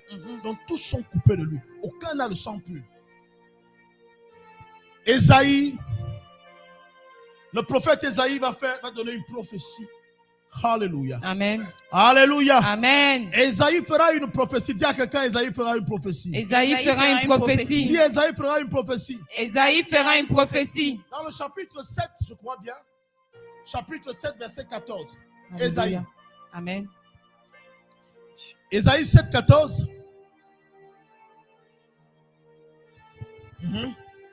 Ésaïe 7, 14, je lis au nom du Seigneur. Oui. Voilà pourquoi c'est le Seigneur lui-même qui vous donnera un signe. La Vierge sera enceinte. La Vierge sera enceinte. Elle mettra au monde un fils. Elle mettra au monde un fils. Et l'appellera Emmanuel. Et l'appellera Emmanuel. Alléluia. Amen. Alléluia. Amen. Alléluia. Amen. Ésaïe n'est pas de l'époque de Matthieu, Marc et tout ça. Mais en fait, Ésaïe est considéré comme un prophète du Nouveau Testament. Amen.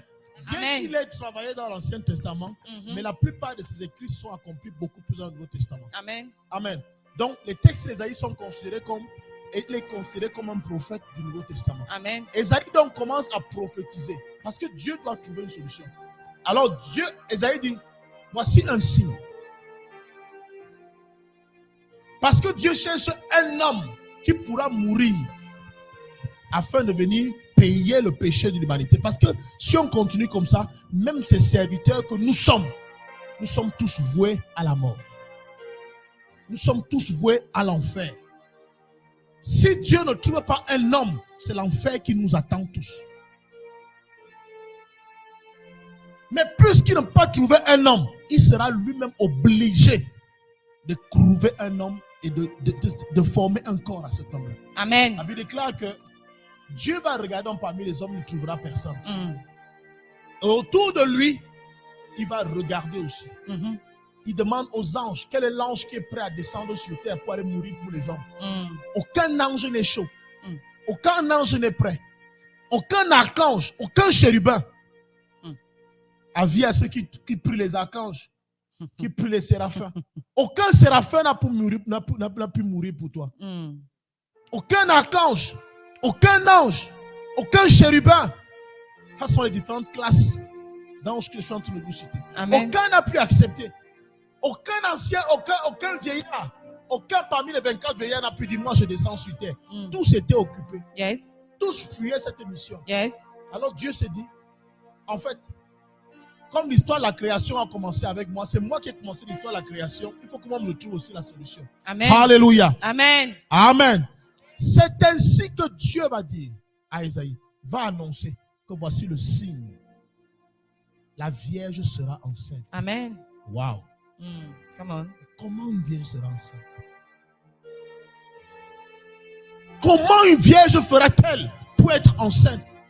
On sait que pour qu'une femme soit enceinte, il faut qu'il y ait fécondation entre les gamètes mâles et les gamètes femelles. Mais ça va se passer comment? Il faut une rencontre entre les gamètes mâles et les gamètes femelles. Il faut qu'un homme connaisse une femme. Mais ça se passera comment? Une vierge, c'est une femme qui n'a pas encore connu d'homme. Ça se passera comment? Yes. Or, à cette époque, en Israël, trouver une vierge était une chose facile. Parce que c'était leur loi. Ce n'était pas comme chez nous maintenant là. Parce que trouver les vierges maintenant, franchement, si on te demande de trouver les vierges maintenant, à l'époque si, maintenant là, nous sommes maintenant là. Amen. La fin du monde allait nous trouver. Amen. La fin du monde allait nous trouver là maintenant. La fin du monde allait nous trouver. C'est rare. Je ne parle pas de vierge qu'un enfant a 15 ans ou 16 ans.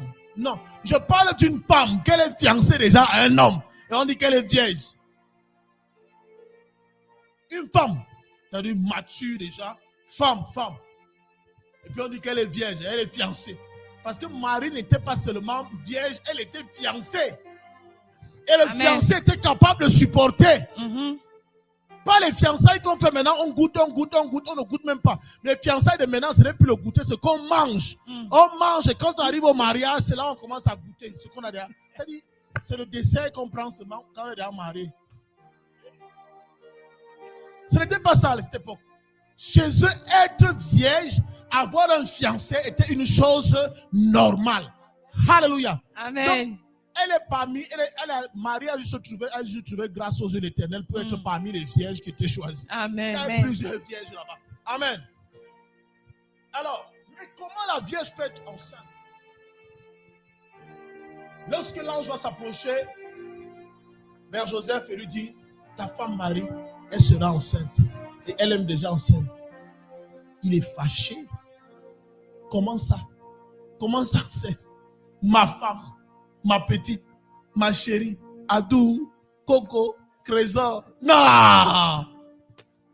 Comment ça? Ça passera pas. C'est là où tu vois l'homme réagir parce que tu peux t'amuser. Il y a deux choses avec lesquelles on peut s'amuser devant l'homme. C'est sa femme et son argent. Le reste là, si tu veux, tu prends. Amen. Donc Joseph est sorti de ça. C'est-à-dire qu'il est sorti. On le savait, on le connaissait comme un garçon calme, doux et tout ça. C'est là, même l'ange a compris qu'il y a homme et homme. Parce qu'il a menacé. Non. Non. Tu parles de quoi? Tu parles de qui? C'est tu parles de tu parles de... L'ange dit calme-toi. Ce n'est pas qu'elle aura connu un homme. Il dit, ça va commencer même comment? Ça va commencer comment? Ma femme, je prends le temps, je monte, je descends parce qu'elle doit aller doter. Tu me parlais que non.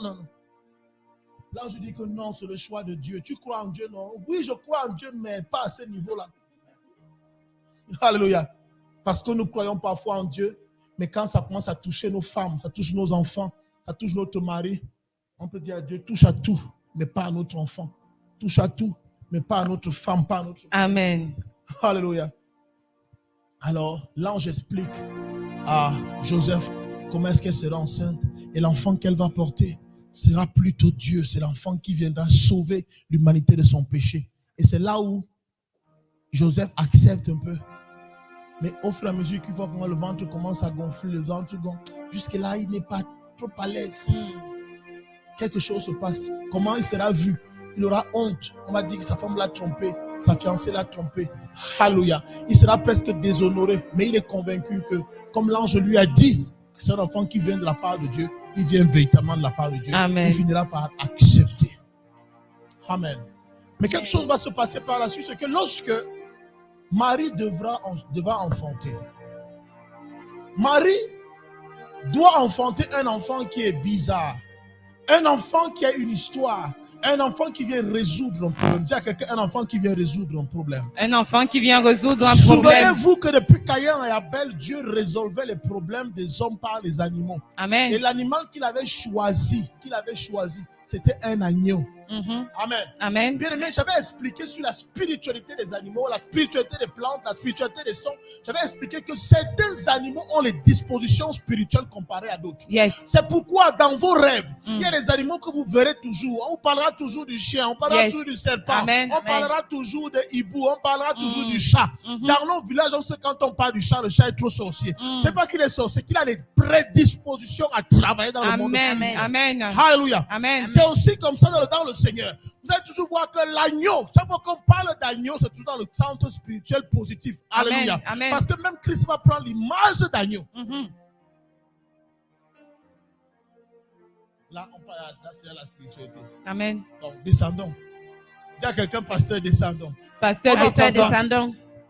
Alors, l'enfant qui doit naître, parce que c'est avec les agneaux que Dieu lavait le péché. Amen. C'est avec le sang des agneaux que Dieu couvrait le péché. Amen. C'est avec le sang des agneaux que Dieu protégeait même sa nation, Amen. son peuple Israël en Égypte. Il faut que l'enfant qui va naître, parce qu'il vient naître comme un agneau, Yes. il vient mourir comme un agneau, Yes. il faut qu'il naisse aussi comme un agneau. Alléluia. C'est pourquoi Jésus ne peut pas naître à l'hôpital, il va Yeah. naître à l'étable. Come on. Amen. Amen. Jésus ne peut pas naître à l'hôpital. Amen. Il doit naître à l'étable parce qu'il vient mourir comme un agneau. Amen. Esprit de révélation. Lorsqu'il arrive, on va éviter. C'est vrai que il y a quelque chose qui va se passer, on va vouloir tuer l'enfant, faire ceci. Ça, c'est juste un concours de circonstances. C'est juste la prophétie qui est en train de s'accomplir. Amen. C'est juste la volonté de Dieu qui est en train de s'accomplir. Amen. Il faut que l'enfant là naisse où il doit naître. Il est Alléluia. un agneau. Yes. Ce n'est pas la maternité qui peut naître. Yes. Les premiers cris que Jésus doit entendre, c'est mais là, parce que c'est ceux de sa race. Amen. C'est ceux de son espèce. Yes. Il Alléluia. va naître à l'étable. Ce n'est pas un hasard. Pas parce que l'argent a manqué. Non. Pas parce que les sages femmes ont manqué. Les sages femmes n'ont pas manqué. Amen. Mais c'est que c'est là qu'il devait naître. Amen. Amen. Come on. Et lorsqu'il naît, Avance. bien-aimé, Jésus va vivre, va marcher.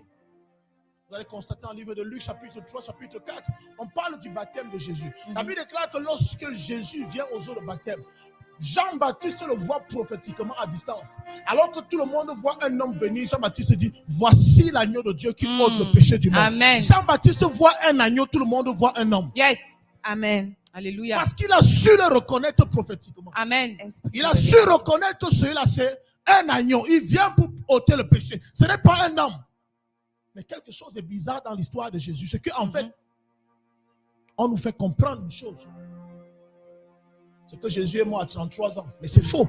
Spirituellement, Jésus n'est pas mort à 33 ans. Amen. Parce que quoi? Parce qu'en fait, la Bible, dans le même livre de Marc et Luc aussi, nous parle, quand il nous parle du baptême de Jésus, la Bible déclare que Jésus fut baptisé à l'âge de 30 ans, quand il avait environ 30 ans. Alléluia. Amen. C'est en ce temps qu'il alla vers Jean-Baptiste pour se faire baptiser. Pourquoi il ne s'est pas baptisé à l'âge de 25 ans, à l'âge de 28 ans, à l'âge de 29 ans? C'est parce que l'homme qui avait péché, et donc Jésus venait résoudre le problème, avait péché contre Dieu à l'âge de 30 ans. Amen. Parce que Adam n'est pas né comme un enfant. Adam a été formé et bâti comme un homme. Yes. Come on. Adam était déjà un homme mature. Amen. Adam avait déjà l'âge de 30 ans quand il a péché contre Dieu. Amen. Alléluia. Et il faut que celui qui vient résoudre le problème d'Adam, le problème du péché, il commence aussi là où le premier a échoué. Amen. Vérité. C'est pourquoi Alléluia. Adam commence aussi à l'âge de 30 ans. Yes. Come on. Come on. Esprit de révélation. Parce que si Adam avait été un enfant, assurément, on allait trouver cet enfant précoce, cet enfant qui dit, voici maintenant, celle qui est chair de ma chair, os de mes os, parce qu'elle était tirée de moi. Un enfant ne parle pas comme ça. C'est ça, vérité. Vérité. Un enfant ne se sent jamais seul. Mhm. Un enfant ne cherche pas de femme. Avance. Amen. Un enfant ne cherche pas d'aide. Avance. Alléluia. Amen. Mais c'était un homme mature qui cherchait une femme et qui a su reconnaître la côte de ses os. Alléluia. L'os de ses os et la chair de sa chair. Et lorsque Adam va donc grandir, lorsque Jésus va commencer dans son ministère, Jésus commence son ministère donc à l'âge de 30 ans. Et c'est là où il est conduit au désert. Amen. Quand il est conduit au désert, c'est juste pour aller être éprouvé par le Seigneur, par Dieu, par l'Esprit de Dieu. Mais Jésus sera aussi arrêté dans cet espace-là. Parce qu'on sait qu'il est mort à 33 ans. Ça, c'est les Écritures qui le disent. Mais en fait, spirituellement, Jésus n'est pas mort à 33 ans. Parce que s'il meurt à 33 ans, il n'est pas un agneau. Parce qu'un agneau est un animal dont l'âge est compris entre 0 à 3 ans. Amen. Mais regardez ce qui se passe. C'est que lorsque notre âge spirituel n'a rien à voir avec le jour où nous sommes nés, selon l'acte que nous avons, que nos parents nous ont remis. Non, Amen. Notre âge spirituel, c'est lorsqu'on a reçu le Seigneur Jésus comme notre Seigneur et Sauveur personnel. Pourquoi lorsque Jésus sort des eaux de baptême, c'est là où Dieu vient confirmer que celui-ci est mon fils bien-aimé, en lui j'ai mis toute mon affection. Dieu pouvait le faire quand il avait 20 ans. Dieu pouvait le faire quand il avait 18 ans. Dieu pouvait le faire quand il avait 27 ans. Mais Dieu a attendu l'âge de 30 ans. Parce qu'à partir de 30 ans qu'il entre dans sa mission. Alléluia. Amen. Bien-aimé, Jésus sera crucifié quand il a 3 ans. Ça veut dire qu'il remplit les conditions d'agneau. Parce que de 30 ans à l'âge quand il est baptisé et quand il est crucifié, 30 moins 33 moins 30, ça fait combien? Ouais, ça Ça fait fait 3. 3 ans. Ça veut dire qu'il est un agneau. Yes. parfait. Alléluia. Yes. Peuple de Dieu, Révélation. Come on. peuple de Dieu, nous devons savoir une chose. Dieu a tout fait pour que nous ne manquons de rien. Amen. Jésus est la somme de tout ce qui est beau. Yes. Jésus est la somme de tout ce qui est beau. Yes. En Amen. Jésus, Dieu a regroupé toutes les solutions Yes. des problèmes des hommes. Amen. Mais seulement le problème que nous avons, c'est que nous venons seulement pour prendre certaines petites solutions. Prenons Jésus entièrement et nous avons la solution à nos Amen. problèmes. Amen. Jésus pouvait naître. Cela ne résolvait pas le problème du péché. Jésus pouvait faire des miracles. Cela ne résolvait pas le problème du péché. Jésus pouvait multiplier les pains. Cela ne résolvait pas le problème du péché. Mhm. Jésus pouvait même mourir. Cela ne résolvait toujours pas le problème du péché. Parce que souvenez-vous, Alléluia. l'agneau pouvait être présenté au souverain sacrificateur. Mais cela ne veut pas dire que le péché avait été pardonné. Le souverain sacrificateur pouvait égorger, prendre du sang, entrer dans le lieu très saint. Cela ne signifie pas que le sacrifice avait été agréé. Alléluia. Amen. Il fallait que le souverain sacrificateur sorte du lieu très saint pour dire, je suis sorti vivant, je suis entré vivant, je suis sorti vivant, Amen. j'ai pu faire le sacrifice que j'avais à faire. Amen. Jésus pouvait donc mourir. Si Jésus ne ressuscitait pas le 3e jour, bien aimé, on allait dire son sacrifice n'a pas été agréé. Yes. Mais le fait que Jésus ressuscite le 3e jour était une preuve que son sacrifice a été agréé. Agréé. Amen. Vérité. Alléluia. C'est pourquoi aujourd'hui tu peux avoir le salut. Et il y a une scène qui se passe au mont des Oliviers. La Bible déclare qu'alors que Pierre était avec Jésus, Jésus s'est retiré, il allait prier. Il déclare que à un moment donné, ils ont vu Jésus de loin. Et quand ils se retournent encore, ils se rendent compte que Jésus n'est plus seul. Moïse et Élie se sont joints à Moïse, à Jésus. Et Pierre lui dit, permets que nous bâtissons ici 3 tentes. Une pour toi, une pour Élie, une pour Moïse. Parce qu'ils avaient trouvé Moïse. Alléluia. Alléluia. Amen. Mais qu'est-ce que Élie et Moïse étaient venus faire à côté de Jésus à cette heure? Or, c'est en ce moment où on parle de la transfiguration. C'est au moment où Jésus connaissait déjà ce qui se passait et ce qui était en train de se passer. Parce que son heure était arrivée. Jésus était prêt à abandonner même la mission. Est-ce que vous le savez? Mais les patriarches, Élie et Moïse se présentent à lui et disent, tu as intérêt à ne pas abandonner. Parce que si tu abandonnes là, nous tous, même si on a gonflé devant les démons, même si on a prophétisé sur terre, si tu ne meurs pas, frère, si tu ne ressuscites pas, si tu ne vas pas au bout de la mission, nous sommes tous condamnés. Amen. Donc, ils sont venus le motiver. Jeune homme, tu vas seulement partir. Tu vas seulement partir. Amen. Tu ne peux pas abandonner. Amen. Amen. Si tu abandonnes, nous sommes finis. Yes. C'est pourquoi, bien aimé, je dis à quelqu'un ce matin, tu peux chasser les démons. Tu peux les chasser même si tu n'as pas l'esprit de Dieu. Tu peux les chasser. En montrant que tu es vaillant, en montrant que tu es fort. Ils auront peur, ils vont fuir. Parce qu'ils sont de même nature que toi. Mais, la parole déclare que ne vous réjouissez pas du fait que les démons vous soient soumis. Mais réjouissez-vous plutôt que vos noms soient inscrits dans le livre de vie. Amen. Ce n'est pas chasser les démons qui est plus important. Amen. Mais on doit se réjouir que nos noms soient inscrits dans le livre. Yes. Alléluia. Tout ce que nous faisons, c'est pourquoi. Oh, je suis un grand monsieur. Le Seigneur a prophétisé que je suis une grande dame, que je suis un grand homme. Oui. Mais après ça, quoi?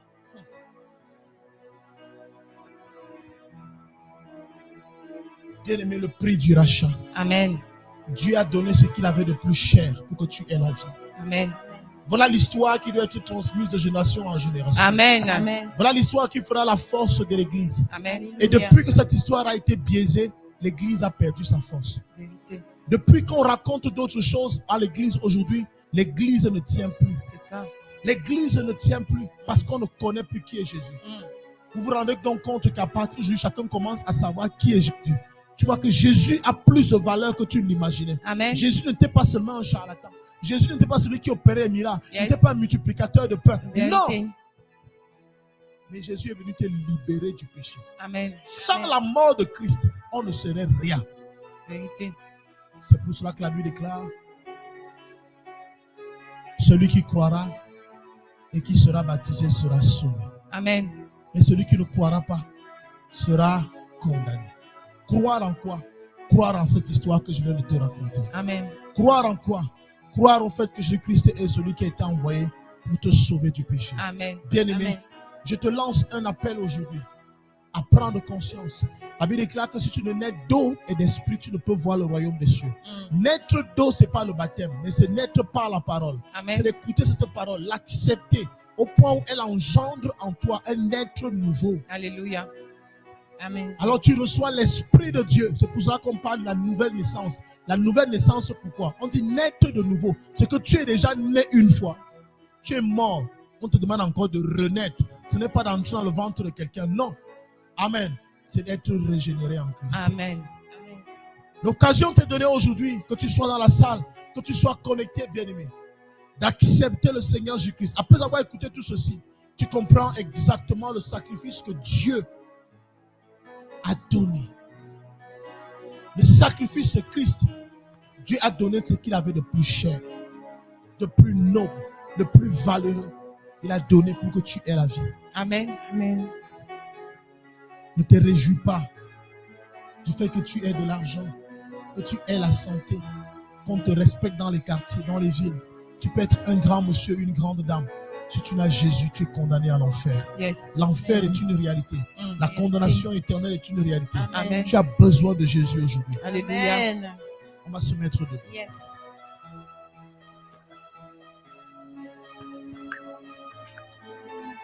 Merci Seigneur.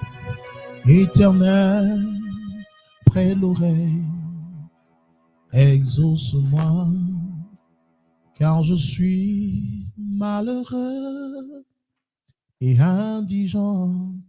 Garde mon âme, car je suis pieux.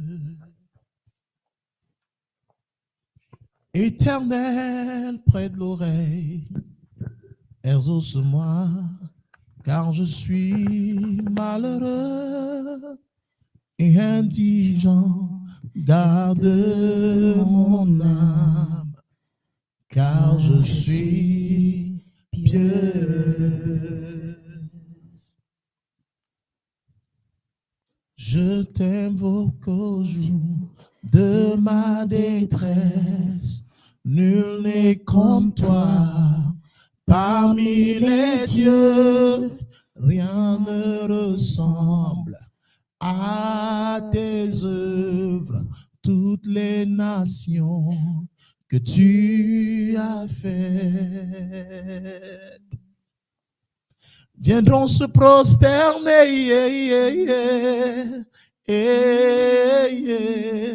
devant ta face. Je me confie en toi, oh mon Dieu, aide-moi. Oh Seigneur, car je crie à toi tous les jours. Tu es plein d'amour pour ceux qui t'invoquent. Éternel, prête l'oreille à mes prières. Sois attentif à la voix de mes supplications. Alléluia. Amen. Mais est-ce que tu peux ouvrir ta bouche maintenant, commencer à dire à Dieu, Seigneur, tout ce que je veux, c'est de pouvoir naître de nouveau, c'est de pouvoir avoir une communion avec Seigneur, toi, permets-moi c'est de pouvoir vivre avec toi. Je veux Père, naître tu as de nouveau, besoin de Seigneur. vivre. Je veux naître de nouveau, Seigneur. Tu as besoin de naître de nouveau. Seigneur. Tu as besoin de naître de nouveau. Seigneur. Permets-moi de naître de nouveau, Seigneur. Oh, Yahweh, mon Dieu, mon Remplis-moi roi. de ton esprit. En ce jour, Remplis-moi de ton vin. Remplis-moi Remplis-moi de ton vin.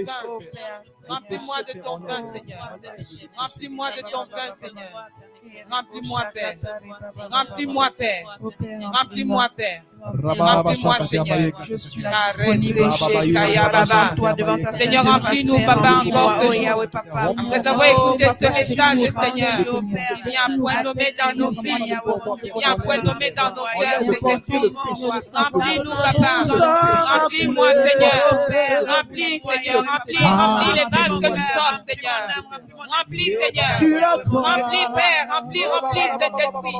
Remplis-nous, Saint-Esprit. Nous avons besoin de toi, Papa. Nous avons besoin de toi, Seigneur. Apprends-nous à compter nos jours éternels. Seigneur, nous voulons rester accrochés, attachés à toi, Seigneur. Oui, ton Oh, sang Père, a agis. coulé sur la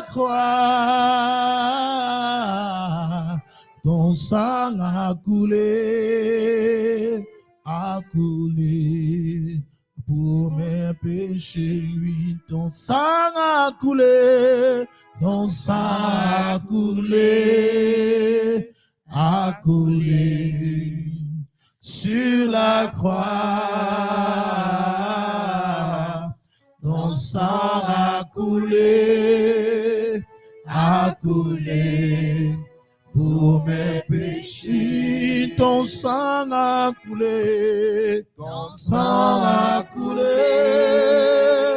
a coulé sur la croix. Ton sang a coulé pour mes péchés. Ton sang a coulé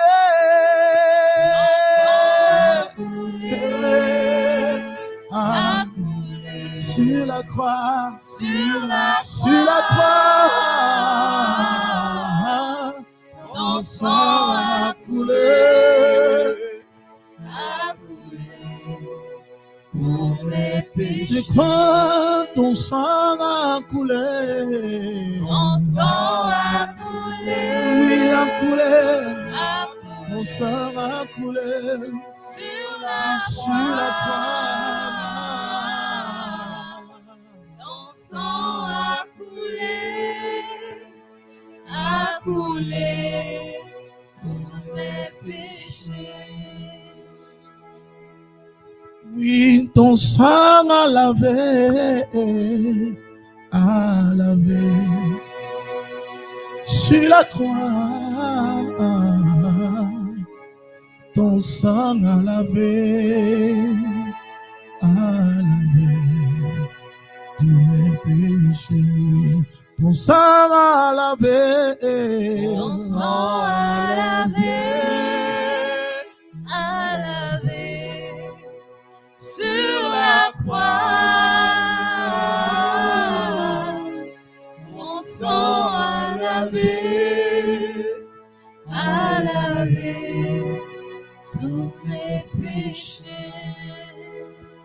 Bien-aimé, lève tes deux mains, je vais prier pour toi. Mon Dieu et mon Père, voici ton peuple. Voici ce peuple, oh mon Dieu, mon roi, pour lequel tu as donné ce que tu avais de plus cher. Tu t'es formé un corps, tu es devenu un homme. Tu as écarté la paternité de Jésus-Christ à Joseph parce que tu savais que si Joseph avait été le père de Jésus, Jésus aurait eu le sang humain. Il n'aurait pas été un agneau pur, sans défaut. Mais tu sais que nous les hommes, nous savons qu'une femme séropositive de naissance, un enfant séronégatif. Tu as mis Jésus dans le corps de ta fille Marie. Et elle a pu donner un enfant avec un sang pur.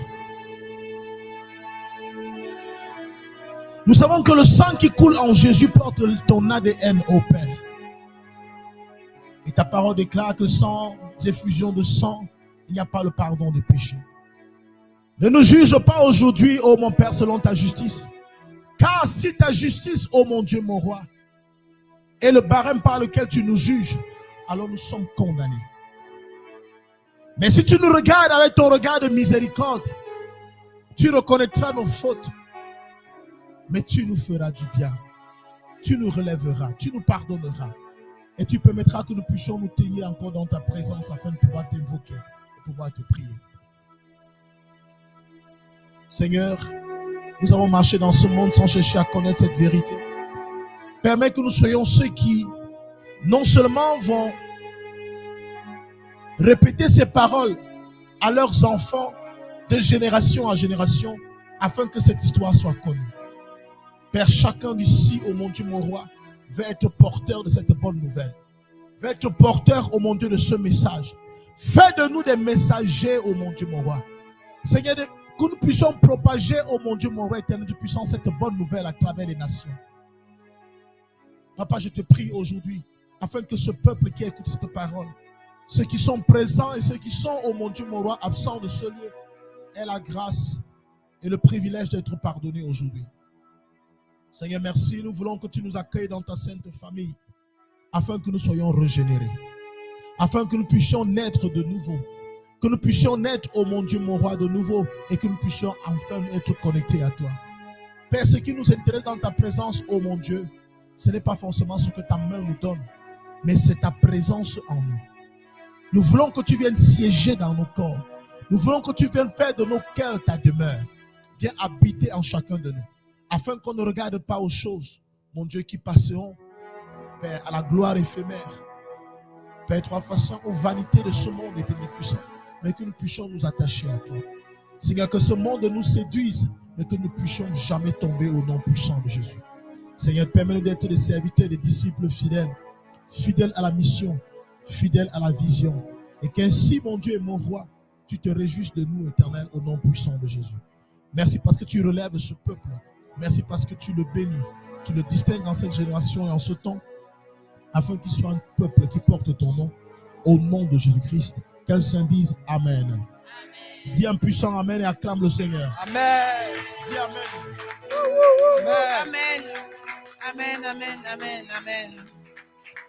Amen. Alléluia. Alléluia. Venez bien, asseyons-nous. Alléluia.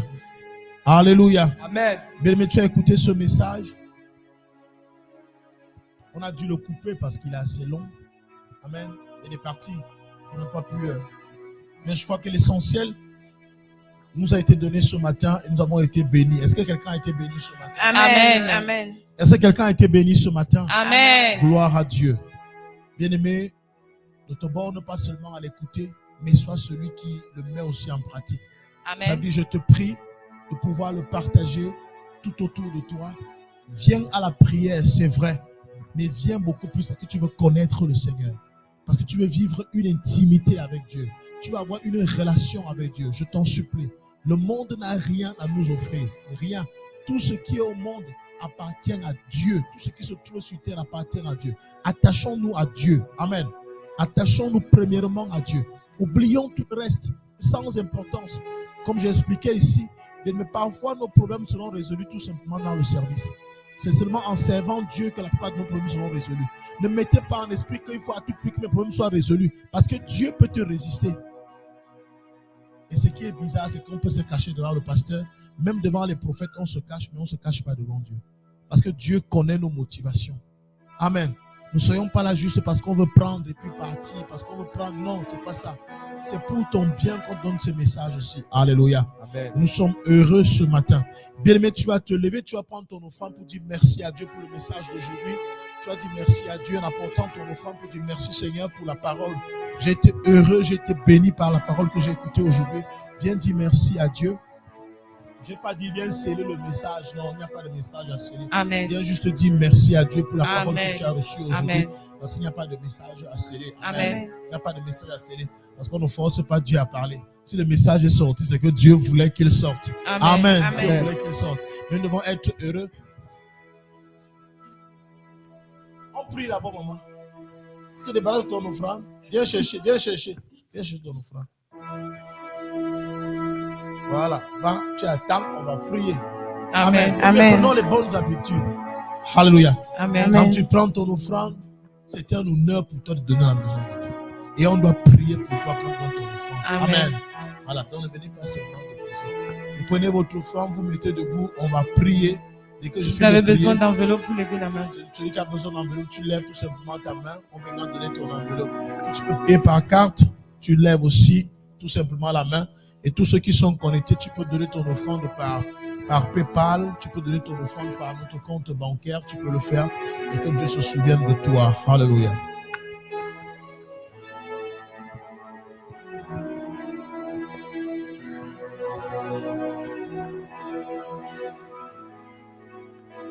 Yes. C'est bon? Ok, si on a pris notre offrande, attends encore.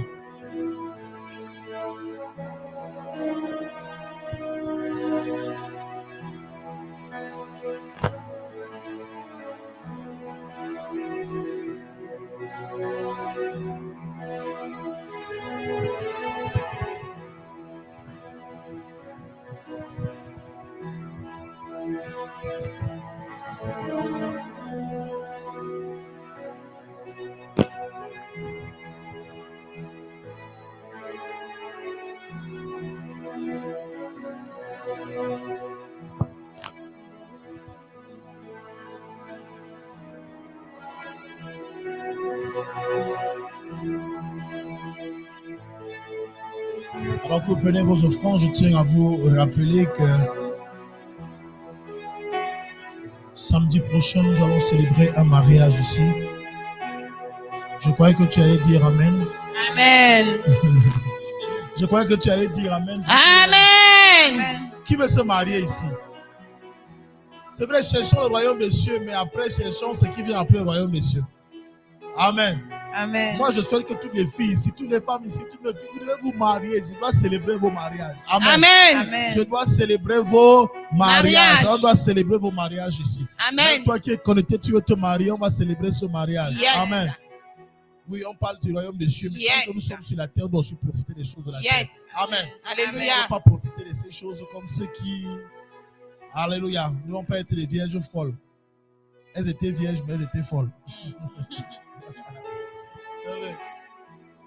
Alors, bien aimé, si tu as ton enfant, lève ta main tout simplement, je vais prier.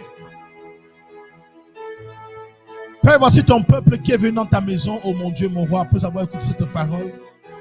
Il souhaite non seulement te dire merci pour l'enseignement, merci pour l'édification, merci pour ce qu'ils ont reçu aujourd'hui, Éternel. Père éternel, je prie afin que cette offrande qu'ils apportent dans ta maison aujourd'hui soit en signe de reconnaissance et qu'en retour, tu leur donnes ce que leur cœur désire. Père, bénis-les. Inonde-les de bénédiction et de grâce et de faveur. Seigneur, lorsqu'ils demandent qu'ils le reçoivent, lorsqu'ils frappent les portes, que les portes soient ouvertes. Père, je prie que tu places au-devant d'eux un ange, Seigneur, qui leur montrera le vrai chemin où ils doivent trouver la bénédiction que tu as préparée pour eux. Seigneur, là où les portes étaient fermées dans leur vie, qu'elles soient ouvertes. Je prie que la bénédiction financière soit leur partage. Je prophétise ce matin que vous ne manquez jamais d'argent pour subvenir à vos propres besoins au nom puissant de Jésus. Que Dieu bénisse ce que vous entreprenez au nom puissant de Jésus. Amen. Je prie pour une distinction à vos lieux de service au nom puissant Amen. de Jésus. Je prie pour une démarcation avec vos collègues au nom puissant de Jésus. Amen. Que votre salaire soit revu au nom puissant de Jésus. Amen. Je dis revu à la Amen. hausse au nom puissant de Jésus. Amen. Je dis recevez une augmentation de salaire. Amen. Je Tant reçois. que vous participez à l'œuvre de Dieu, que Dieu bénisse vos affaires, Amen. que Dieu bénisse vos finances Amen. au nom puissant de Jésus. Amen. Que Dieu vous donne les emplois qui vous permettront de travailler et surtout de pouvoir être aussi au service dans sa maison. Amen. Au nom puissant de Jésus que Amen. j'ai prié. Amen. Amen. Amen. Demain, tu vas apporter ton offrande, tu vas déposer dans le panier.